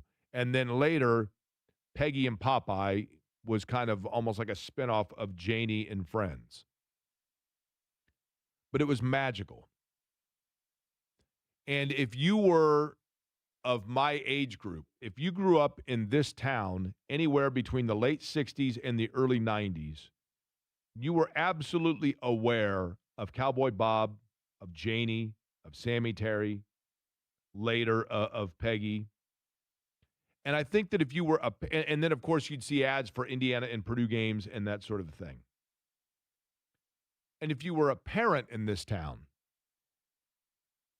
there was, I'm guessing, a feeling of comfort and daily familiarity of knowing that your kids could watch a television program that was safe, that was friendly, that was inviting, and that taught them how to feel good and how to be happy as kids and have imagination and feel like George the Spider was friendly and Tumbleweed the dog was one that represented the dog down the street that you need to make sure that you looked out for him when it got cold outside and all of those things. And Cowboy Bob passed away. Bob Carver passed away 10 years ago or so. Sammy Terry, even though his son still maintains the character, passed away. But yesterday, Janie Hodge passed away at the age of, I believe, 93. Peggy, I believe, is still alive. But I simply wanted to, and maybe we'll do it a little bit more in the upcoming hour, and I know J&B will talk about it plenty, but I simply wanted to take a simple moment here to say a thank you on behalf of a generation in Indiana to being introduced to what happens when you allow your imagination and your creativity to lend itself to friendship and fun. And it was a wonderful, wonderful civic contribution and duty by those folks at WTTV4. And Janie passing away at the age of 93, I like to think that they're putting on one heck of a show right now. But a simple thank you on behalf of this town. Joel A. Erickson joins us next.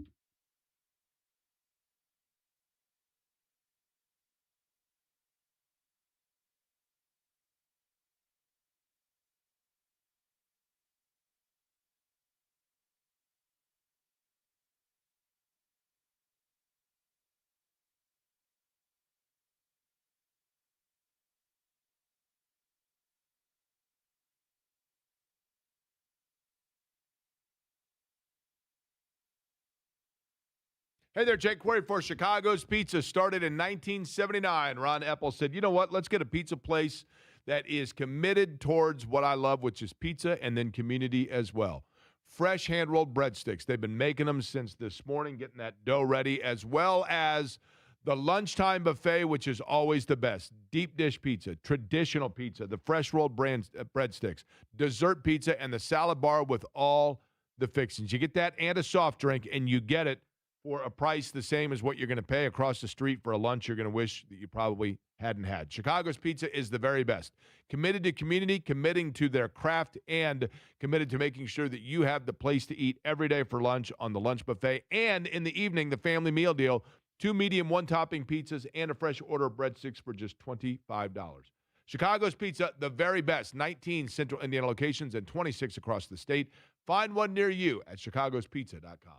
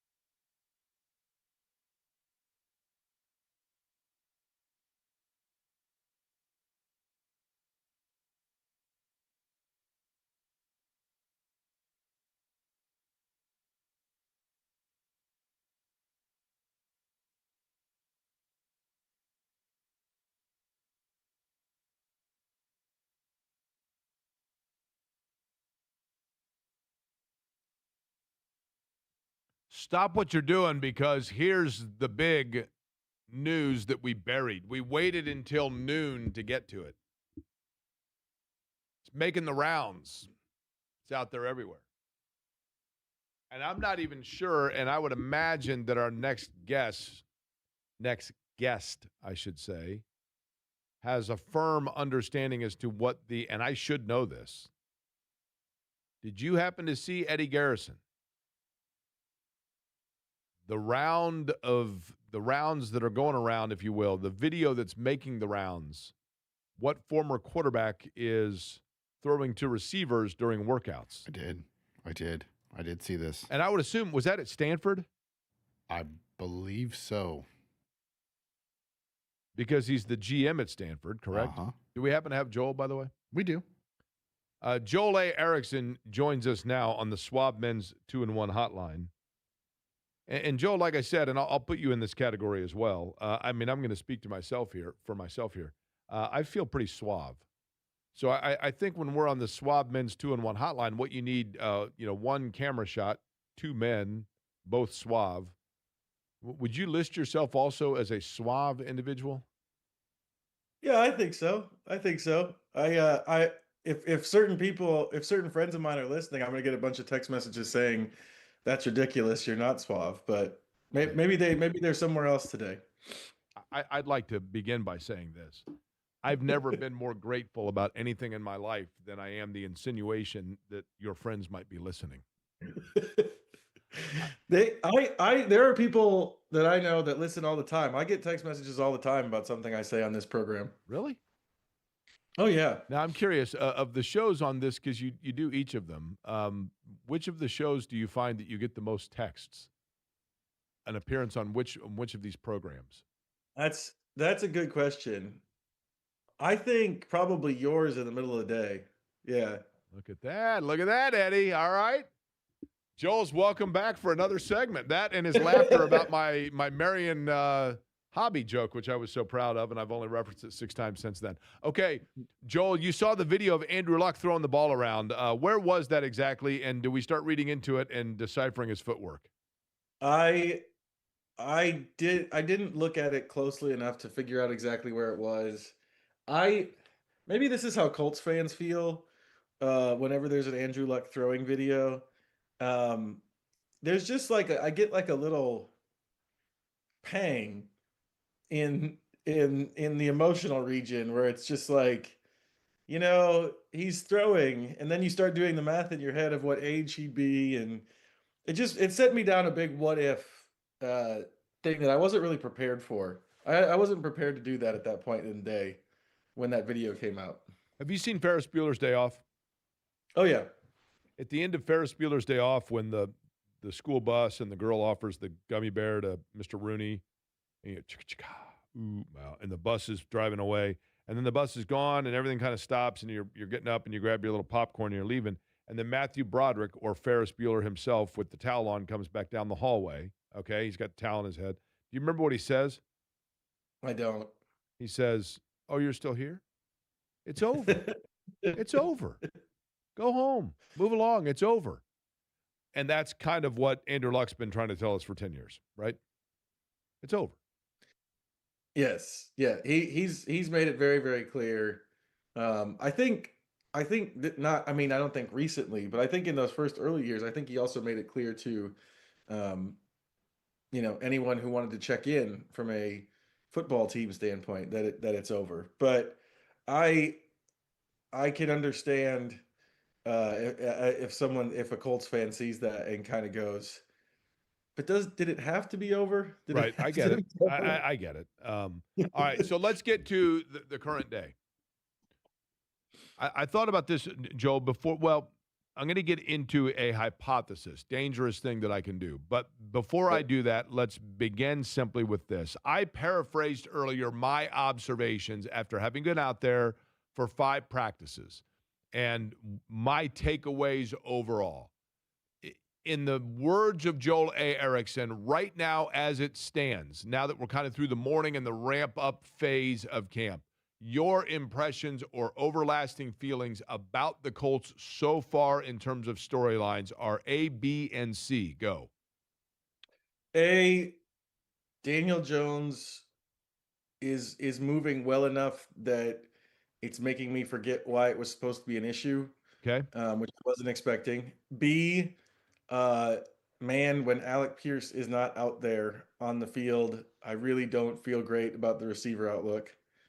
And C, I'm still very curious about if all of this defensive plan is going to work out. Um, and by defensive plan, I mean having a secondary good enough to uh, bring up the level of your pass rush. When in general, usually in the NFL, you kind of go the other way around. Yeah, I mean, look, I get chicken and egg in terms of defensive backfield and pass rush, right? That I get. Your B there with Alec Pierce. And I don't know what the date's going to be where we reach the point with Alec Pierce where we go, okay, it's what's going on category, but I feel like we might be getting kind of close to it. But in the past, Chris Ballard has, I remember when I was doing the morning show with Kevin, we played the clip all the time of him, wideouts. Every time I pick up and read Bo and it's about wideouts, and the smug Ballard would come out. I'm the smartest guy in the room. I've got a plan, figure it out, and follow my lead. Chris Ballard would come out. And then guess what? They kind of it blew up on their face on receiver, and eventually he had to swallow his pride and go out and get a receiver and address that situation. And he drafted Alec Pierce, and that was a good pick, no question about it. But my point being, I understand, Joel, and I want you to tell me if you agree with this. As a general manager in the National Football League, I understand why you've earned the right to be able to look at an armchair quarterback and say, I know this room better than you. I've seen these guys in OTAs and you haven't. I've seen them in film rooms. I've seen them in workouts that you're not privy to.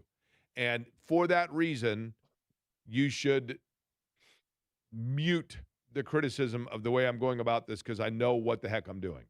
But then at the same time, and I understand that and I respect it, and I don't disagree with it until I think about 70, 79, and 1 or whatever it is, a decade without it. And precedent says that when this has been the case, we have been right and he has been wrong.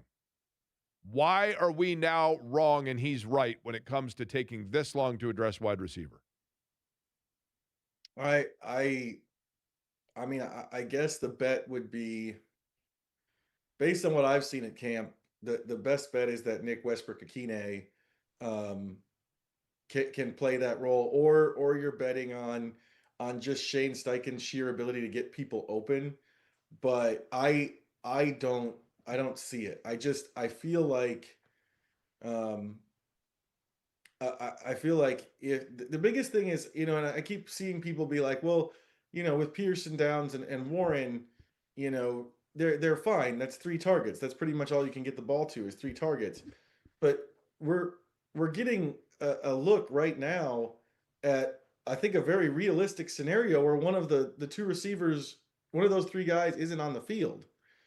And up until yesterday's practice, the way that had played out, which yesterday's practice did not include Sauce Gardner, who was sick.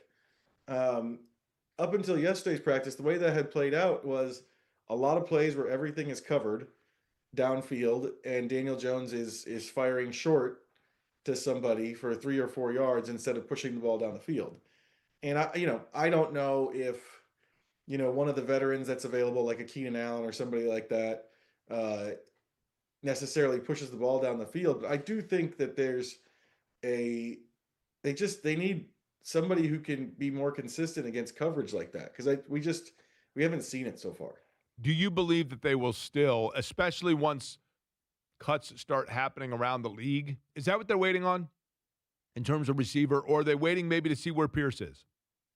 I can't decide if they're waiting for those things or if they're waiting to give these guys a chance to really break out in training camp. Laquan Treadwell is one of those guys, and incidentally, we don't know the severity or anything, but he did end up with a wrap on his right leg, his right thigh yesterday in practice, and I wonder if that could spark something too. If Treadwell is injured for a couple weeks, if one of the other guys gets injured, because now that they're in pads, you can kind of see the injuries start to tick up. So I wonder if that's part of it too. Is do we have these guys healthy? Joel A. Erickson is the guest. Swabman's 2-1 hotline. He is with the Indianapolis Star, obviously, as the Colts beat writer. Joel, I mentioned this earlier, and I'll try to be more brief in it because you're the guest here. And earlier, I was on a soliloquy. But as I was leaving Colts camp yesterday, I was walking out, and here you're at this, and it is cool. I mean, there's no doubt. It's it's a beautiful facility. You're out in the burbs. The weather's been perfect. And there's all these kids running along when you get there that are waiting in the bouncy house and the flag football inflatable zone and blues running around, and there's an inflatable blue in all of it, right? It's wonderful. And I'm leaving, and it's 30 minutes after practice had ended, and the place is a ghost town. Everything's deflated, everything's empty, and it's just me and Cam, the engineer. And I thought to myself, you would think that they could keep this open for till 3 o'clock or something, whatever. I mean, I don't know what the rules are about Grand Park and the rent out or whatever else. And then I thought even further, Joel, about the fact this is the last year, right? They're going to West 56 next year. That's not unprecedented in the league. But if you think about the receiver situation, you think about the keeping it just at home for camp next year situation, you think about the lack of extensions situation, and you think about the transfer of ownership and the financial obligations that come with that. Are we seeing the signs from this franchise? And I understand it and I respect it, and I'm not condemning them for it. Are we seeing the signs of a franchise during this transition that transition has been facilitated by the fact that when Carly Ursay-Gordon talks about operational efficiency, what she's meaning is they got to be really close with their money here in the short term? Am I off base? I don't know. I don't know that I have. They've spent some cash in terms of signing bonuses in free agency, more than not signing exterior players, but signing their own players. That Daniel Jones has a very high signing bonus. So some of the cash that's gone out is pretty significant in that area. I don't know. I don't know that I have anything that would necessarily, back that up, rubber stamp that hypothesis. Right. Okay. Yeah. But is the leaving of Grand Park, is there a chance that's partially financial? What does operational efficiency mean? So I think we don't know what the costs are. So it could definitely be a cost saving measure. I think the other operational efficiency explanation could just be you pick up and move the entire team to Westfield, and you have to, that's food, that's medicine, that's doctors, that's all that stuff, all this extra stuff that you have to get up there to be ready for stuff, and at the facility they already have all that, and they're already set up to do all that. So that could be the operational efficiency they're talking about. What's the point of moving everything out of our facility when we can just have them here where it's already set up to do that? Are the Colts more screwed if Alec Pierce can't play or if Daniel Jones regresses and can't play? No, I mean, it's always the answer is always the quarterback. Yeah, Daniel Jones going down or regressing, I think we've just seen so much how it's funny because when Chris Ballard took over, he famously said it's not going to all be about the quarterback, and after Andrew Luck retired, the evidence that we've all gotten in Indianapolis is it kind of is all about the quarterback. Well, especially when you're 9 years and like 5 quarterbacks removed from it, and you're still throwing as your ace in the hole the fact of but my quarterback retired on me. Mm-hmm. You know what Yeah, I mean? that it's so the answer is always Daniel Jones has to play the way he was playing last year for this team to have a shot. Because you've seen A Few Good Men. Yeah, oh yeah. Spoiler alert for those that haven't seen it. You've had 35 years, so I don't feel so bad about spoiling this. Um, in that, when Tom Cruise finally corners Nicholson, and he says, "But if you gave an order and men always follow your orders, then why did Santiago have to be removed off the base?" And that was the gotcha moment, right? Mm-hmm. In the case of Chris Ballard, if it came down to, and you had the most important draft pick in the history of any general manager's tenureship, is when you are selecting a franchise quarterback in the first 5 picks of the NFL draft, and you punted and punted and punted until finally it came down to it where you had to make that selection inside of a top 5 pick, and you selected Anthony Richardson. And now, removed from that, you're in a situation where, even though it's never about the quarterback, your team is going to be doomed if the quarterback that you signed as a free agent can't play, because the guy that you selected in that situation, you don't trust enough to be able to take over. Please tell me there's more than phone calls and footlockers. That's the gotcha moment, is it not? That's the moment of, if you make orders and guys follow your orders, then why can't we trust Anthony Richardson here is the unequivalent parallel that I'm trying to make. But that doesn't add up for him. That is extremely damning on him, is it not? Yeah, I mean, and the thing is, like, you or I don't even have to say it. Chris Ballard himself said it. He said, if I make a pick, I think at one point he said, if I'm making a pick that high again, you guys will be talking to somebody else. But he also said, back before the Richardson pick, he would always say, it's got to be the right guy. If it's not the right guy, I'm going to be done here. Like he said it himself. Like, and generally, that's the case in the NFL. Is that if you make that pick, you don't get a chance to keep going.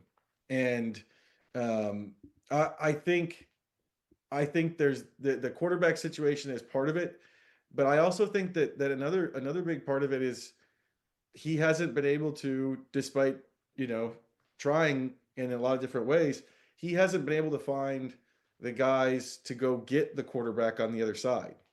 The defensive end situation and where they've been is to me almost as damning as the Richardson pick, because he's with that quarterback, at least you have the Phillip Rivers season and the Daniel Jones season, where you have the Colts made these moves and no one saw it coming, and then they played a lot better.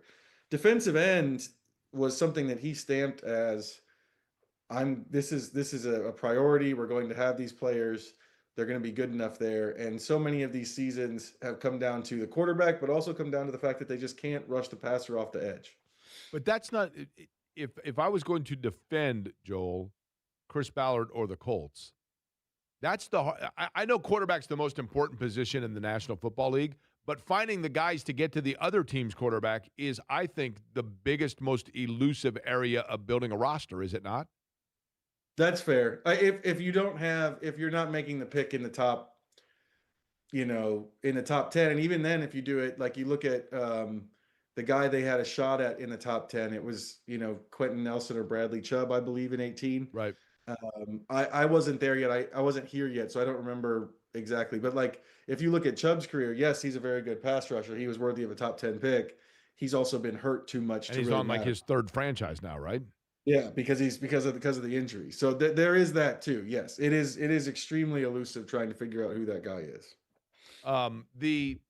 Now, other situation, Jonathan Taylor. When do you think? Yesterday we saw Jonathan Taylor is going to get paid. And if it's not here, it's going to be somewhere. I think he has more value here even than he does most places. But when you saw that contract Atlanta got, if you're Jonathan Taylor, you're grinning ear to ear, right? But when do we start to see action on this? Traditionally, I mean, the Quentin Nelson extension happened like less than 24 hours before the season opener, when they did that one. So I think it really all the way up until they start the regular season is the way the Colts have operated in the past with these things. If you're going to do an extension, they will spend all training camp doing it, and um, there have been a couple like that where it's lingered. Ryman's lingered not quite that long. Nothing lingered quite that long because it was the opener was in Houston, and I had already flown to Houston and was sitting down at Ninfa on navigation with the other writers, and then we got the notification that Quentin Nelson was doing his extension. So excuse me, that's the I'm thing. sorry. Hang on. You sat down. You said you were flying somewhere, and you were with nymphos in navigation. Is that right? Ninfa. Ninfa is the name of the restaurant in Houston. But yeah, it could go all the way up until the start of the season opener, and I think they'd still feel like this is the time frame that we normally do extensions in. Now, whether or not Taylor feels that way, I don't know. I don't know what it says about the areas of town that I go to, but I've actually been in cities where I've seen the nympho on navigation, right? Just so you know. I mean, that little, but you're not necessarily putting that on the expense report, right? Joel, the backup center position is another one that you don't think a lot about it, but there is going to be a situation this year, precedent would tell you, that Tanner Bortolini is going to miss, a half or a game or whatever it is, and that is a position. How often do you see it? I mentioned it yesterday. How often when you're watching a game do you see it where all of a sudden, Joe Buck or Al Michaels or somebody, there's a fumble, and then they're like, and keep in mind, that's the backup center that just had to come in and spell it, and the timing's not there. This looks like it could be an issue, or am I making too much of it? No, I think it definitely. I think the value of Danny Pinter is probably pretty underrated for most people who pay attention to the Colts. Just that he could come in. Can we get you saying that again? Because a couple of years ago when we did our list of hardest to replace players, and I said Danny Pinter, everyone at this radio station laughed at me, and I said, no, he's not a 7, 8, or 9 or a 10 at anything, but he's a 6 at like 5 different things. You know what I mean? There is value to that, right? Yes. Well, the thing with backup center is I think if you get to the end of this camp and you don't feel like you have a go-to backup center, you can find that type of player on the waiver wire or the free agent market. We saw it with, this is going back a little ways, but Evan Boehm was Danny Pinter before Danny Pinter, and they kind of picked him up from somewhere, and he did a good job for a couple games. Like, you can find that. But yes, I am watching it. There have been snap issues with just about everybody, I think, who's vying for that job behind him. Riley Leonard, for whatever reason, seems to be on the receiving end of a lot of snaps that are really, really difficult to catch. And that's only the I guess base part of the job. The rest of it with the blocking and making all that stuff is harder for us to see at this point. By the way, before we let you go, Joel A. Erickson, now that we're multimedia stars and we do the YouTube dealio here as well, you've got a map behind you. Are there pins in the map? Is that right? Yes. Yep. And did we discuss this before? Is that right? Is it a map of all the places you've been? Is that right? We have. It's a map of all the places I've been in the United States. Yep. And it looks, you look very Appalachia heavy, right? It's very Wisconsin, Missouri, Texas heavy. I need to get some new pins, and I need to update Indiana because summer baseball has taken me to a bunch of places in Indiana I need to put up. But like a lot of them are, Wisconsin is because I grew up there. That's why I have so many there. But then Missouri and Texas, the reason there's so many pins in those is because I covered high school sports in those places. And so that means you spend a lot of time going to every wait a minute. random town you can think of. So you have a pin in every town in Texas you've been in? Yeah. Wow. I mean, it's a lot. I've been all over. Like, there are a ton of places in West Texas that no one's ever heard of that I've been to, like Crane. No, hold on. Have you heard of DeLand? I think it's DeLand, Texas. No, I'm not familiar. I took a road trip with a buddy. 30-second nutshell. I took a road trip with a buddy. We stopped. We were coming from New Mexico. Stopped in Amarillo. Okay. Stopped in Amarillo, got Whataburger, which I like Whataburger. It's fine, but I hadn't eaten Whataburger I hadn't eaten fast food in like 10 years, right? So basically, I had this lettuce parasite, except for it was just my body wasn't used to fast food. And if you've driven in West Texas, you realize this is a poor idea because, number one, there's no exits. And number two, even if you have, and we did have when we road trip, I had an emergency roll of TP in the back, but you can see the earth hitting the sky while you're driving, right? There is literally no opportunity anywhere. So we're driving, and Joel, and I probably told this story on the air before to you, but we got 20 miles into the drive, and now all of a sudden I'm doing the seismic sweating penguin shimmy on the edge of the passenger seat of the rental car, right? And I'm saying, you got to pull over anywhere. And we finally see a gravel road. We pull off. There was an RV park. Like, I guess if you're living in West Texas, it's fun to get an RV and go to the RV park and play like Connect 4 on the big stand-up plastic thing in the fun yard. And I said, is there a restroom? I went to the restroom. There was a toilet with no plumbing. Sure. If you've ever seen these videos of the NFL Combine, none of those powerlifting have any display of the level of power that my hamstrings actually were enduring during this exercise. And then when I get back, I say to the guy on my way out, you're a lifesaver. That's the worst 30-mile stretch of road on mankind to not have an exit. And he says, yeah, I know, but exit 119 ain't bad. And I get back in the car, and we went a quarter mile around a bend, and there was an exit that had like a Buc-ee's in every single hotel ever known to man. But I'm telling you, you get out in the middle of West Texas, there are areas out there where if something happens, man, they ain't finding you for a while, right? Middle of nowhere. Oh, yeah. No, I mean, I would cover games out there. And leave to go back to Odessa and drive 55 minutes without ever touching a town. Yeah. And Landman, though, is that's Landman territory, right? You've seen Landman, right?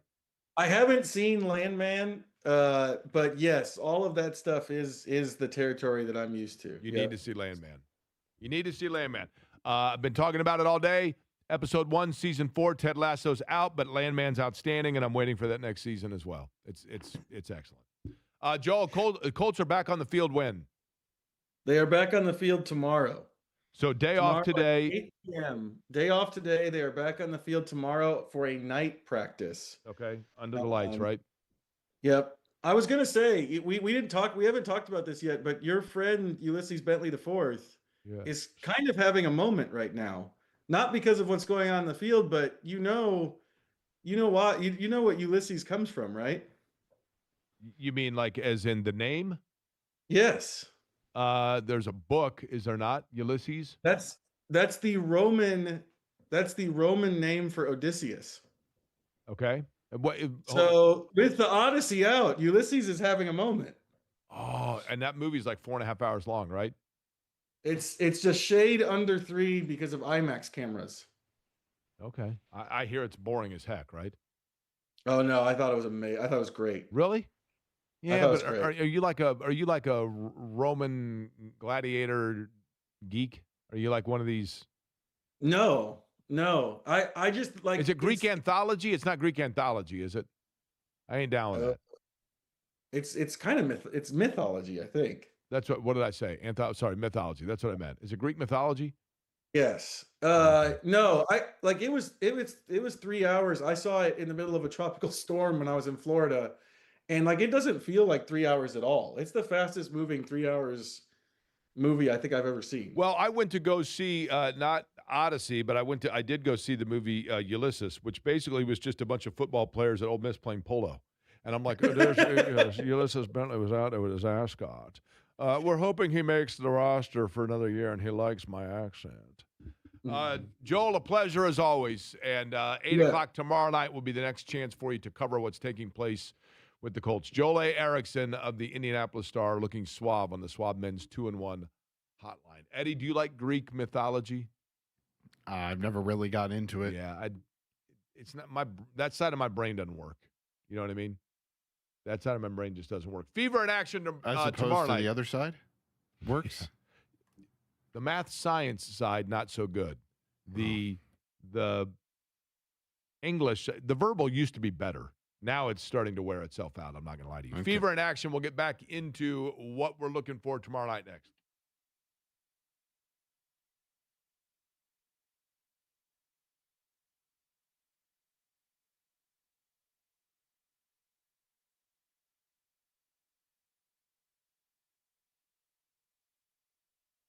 Hey there, Jake Query for Surfside. Look for the can with a sunset stripe. Surfside iced tea and vodka, lemonade and vodka. You can do a variety pack of multiple flavors. You can just go with one flavor. I'll tell you, the iced tea with lemonade in it and vodka is fabulous. And with Surfside, you're talking just 100 calories, 2 grams of sugar, and no carbonation. That is the thing. It is incredibly smooth and easy to enjoy. No matter what the occasion, this time of year, perfect for Surfside. Look for the can with the sunset stripes wherever you buy your favorite adult beverages. Please be 21 and please consume responsibly.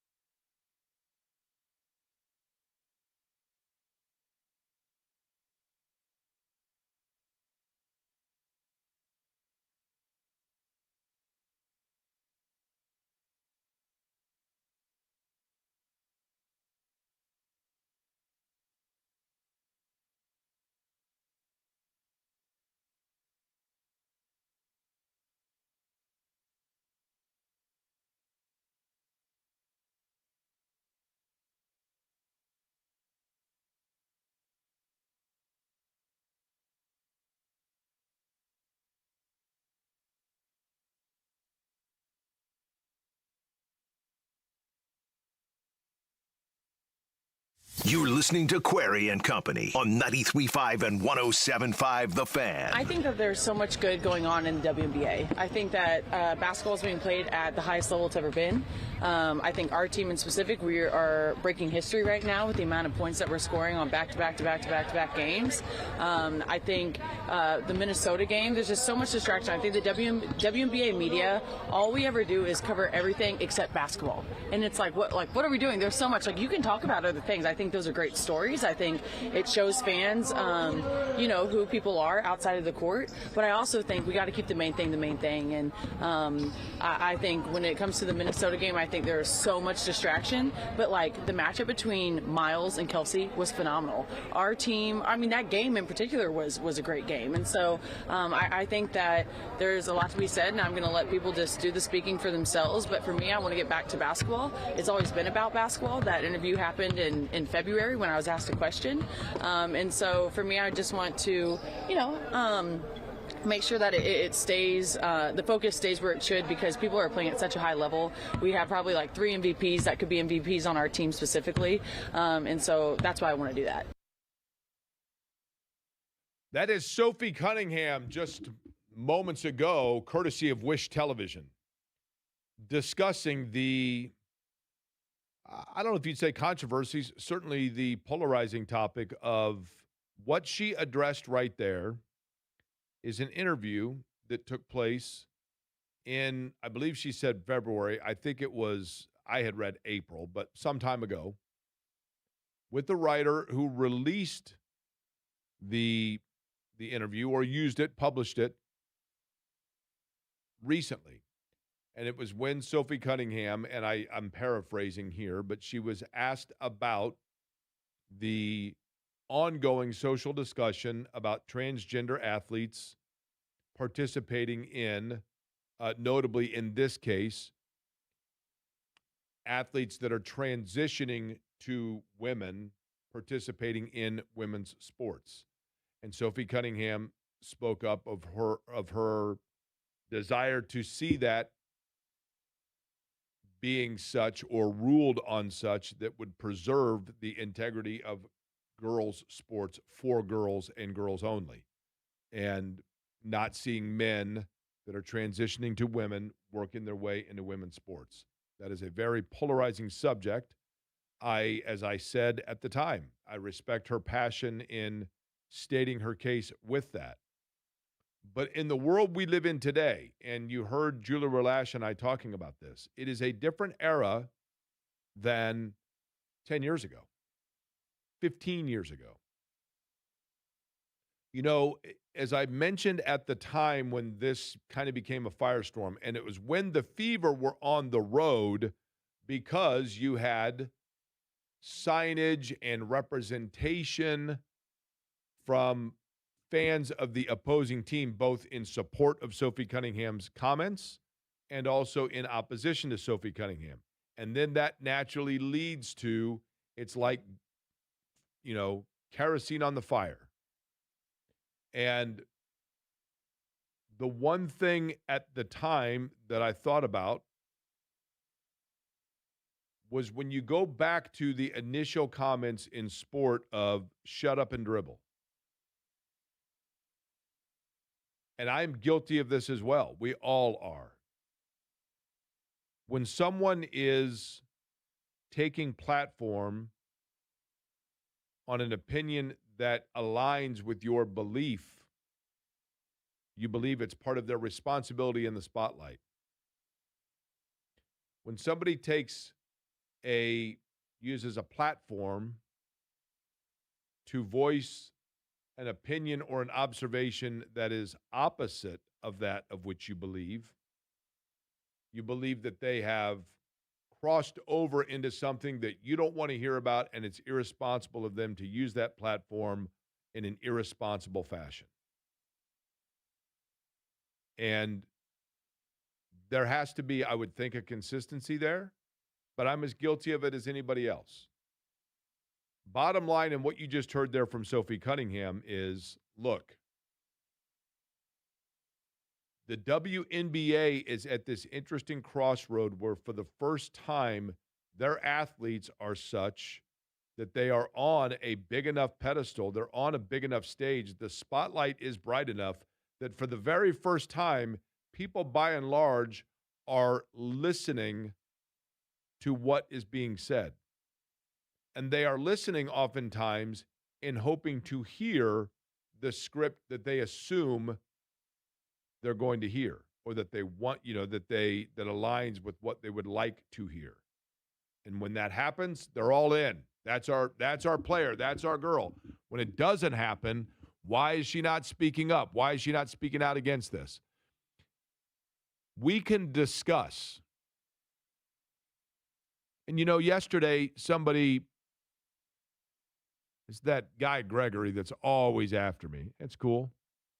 But he sent a thing yesterday saying that I should be ashamed of myself because I haven't spoken up enough about the downgrade of this city, and I'm not using my platform to speak out about what a disaster Indianapolis is. And that's an example of what I'm talking about. We are beginning to damn people if they don't come out with the exact alignment or utilize a platform for them to say louder what our voice isn't loud enough to say. So we expect that to happen. And there are arenas for that to happen. This radio show is one of those. If people think that they're going to come on here and I'm going to do nothing because I'm a native of Indianapolis, but talk about the politics and the workings, are there times I voice my disappointment on the direction, the downtown, the trajectory of this city? Absolutely. But at the same time, the core principle of this job is to talk about sports and have everybody come into it having fun, talking with, joking about, and analyzing sports. And at the core of it, the job of Sophie Cunningham is to try to help the Indiana Fever win basketball games. And I think that's what she's saying right there. Listen, I made a comment 4 or 5 months ago, and I'm sure she still believes in and stands by that comment, but it's not the time and the place right now because it's not the time and the place in which she said it. I think her message there is pretty simple, which is I still believe in that, but I don't believe in it enough that it takes priority over the focus at hand during the basketball season because I didn't make those comments during the basketball season. But that's the problem with social media in the world we live in now is things live forever, right? And, I try to be as consistent as possible on this radio show, for example, because I know things are recorded. You can go back 6 months from now. Nothing drives me crazier than when I listen to a radio host, then I'm listening to them go on and on and on about something, and then a week later I hear them talking completely the opposite in hypocrisy of what it was they said the week before. Fortunately, we don't have that on this radio station. But you try to be very aware of what it is that you're saying, but you have to also understand the time and the place of it. And I think Sophie Cunningham right there is essentially saying, I still believe in what I said, but it is not something that should prioritize over the task at hand during the basketball season, which I'm in the midst of right now, and I did not make those comments in the midst of it. They just were presented while I was in the basketball season, partially because of the elevated platform and spotlight under which we play. And that is going to further accentuate comments and opinions of the WNBA, which has become the epicenter of people using it in their hope to pay off the expectation or their perceived notion about what the league or its players represent and stand for.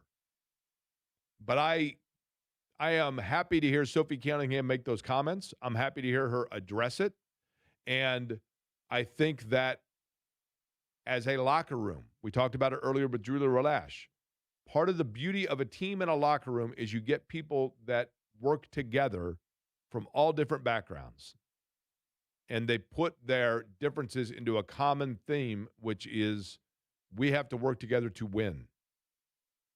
And I hope this is the first step in a continuation of that because they are playing pretty good basketball.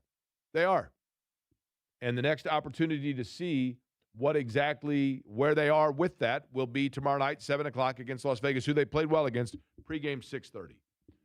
Love-HVAC is the website for Love Heating and Air. 317-353-2141 is their telephone number. An official Heil Heating and Cooling dealer and over 100 years of business right here in central Indiana. They bring you the crossover where we check in with J&B to find out what he's got cooking coming up for his program at 3 o'clock. I think he's going to talk a little IU football, amongst other things, but we'll find out from John exactly what it is he has in the hopper, and we'll do it next.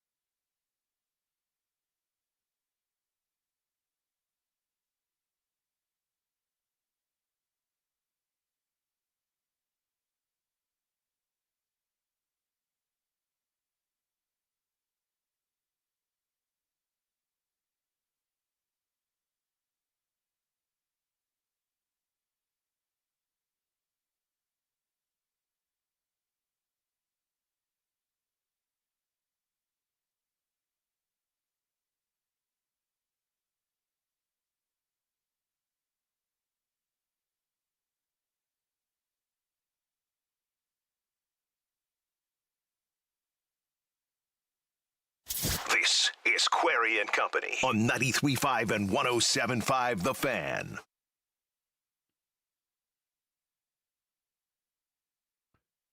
Okay, so I've got at 3 o'clock, actually 3:30, heading over to Gamebridge Fieldhouse, and I will be playing horse with Julie Rolash. And it's a fundraiser, so there was someone that also is going to be playing with us. This was all to raise money for the IRT, which I'm thrilled by. And I'm the first to admit, I am anticipating that I will not fare well in this. I think Julie Rolash is a really good basketball player and probably plays on a fairly regular basis. I haven't shot a basketball in quite some time.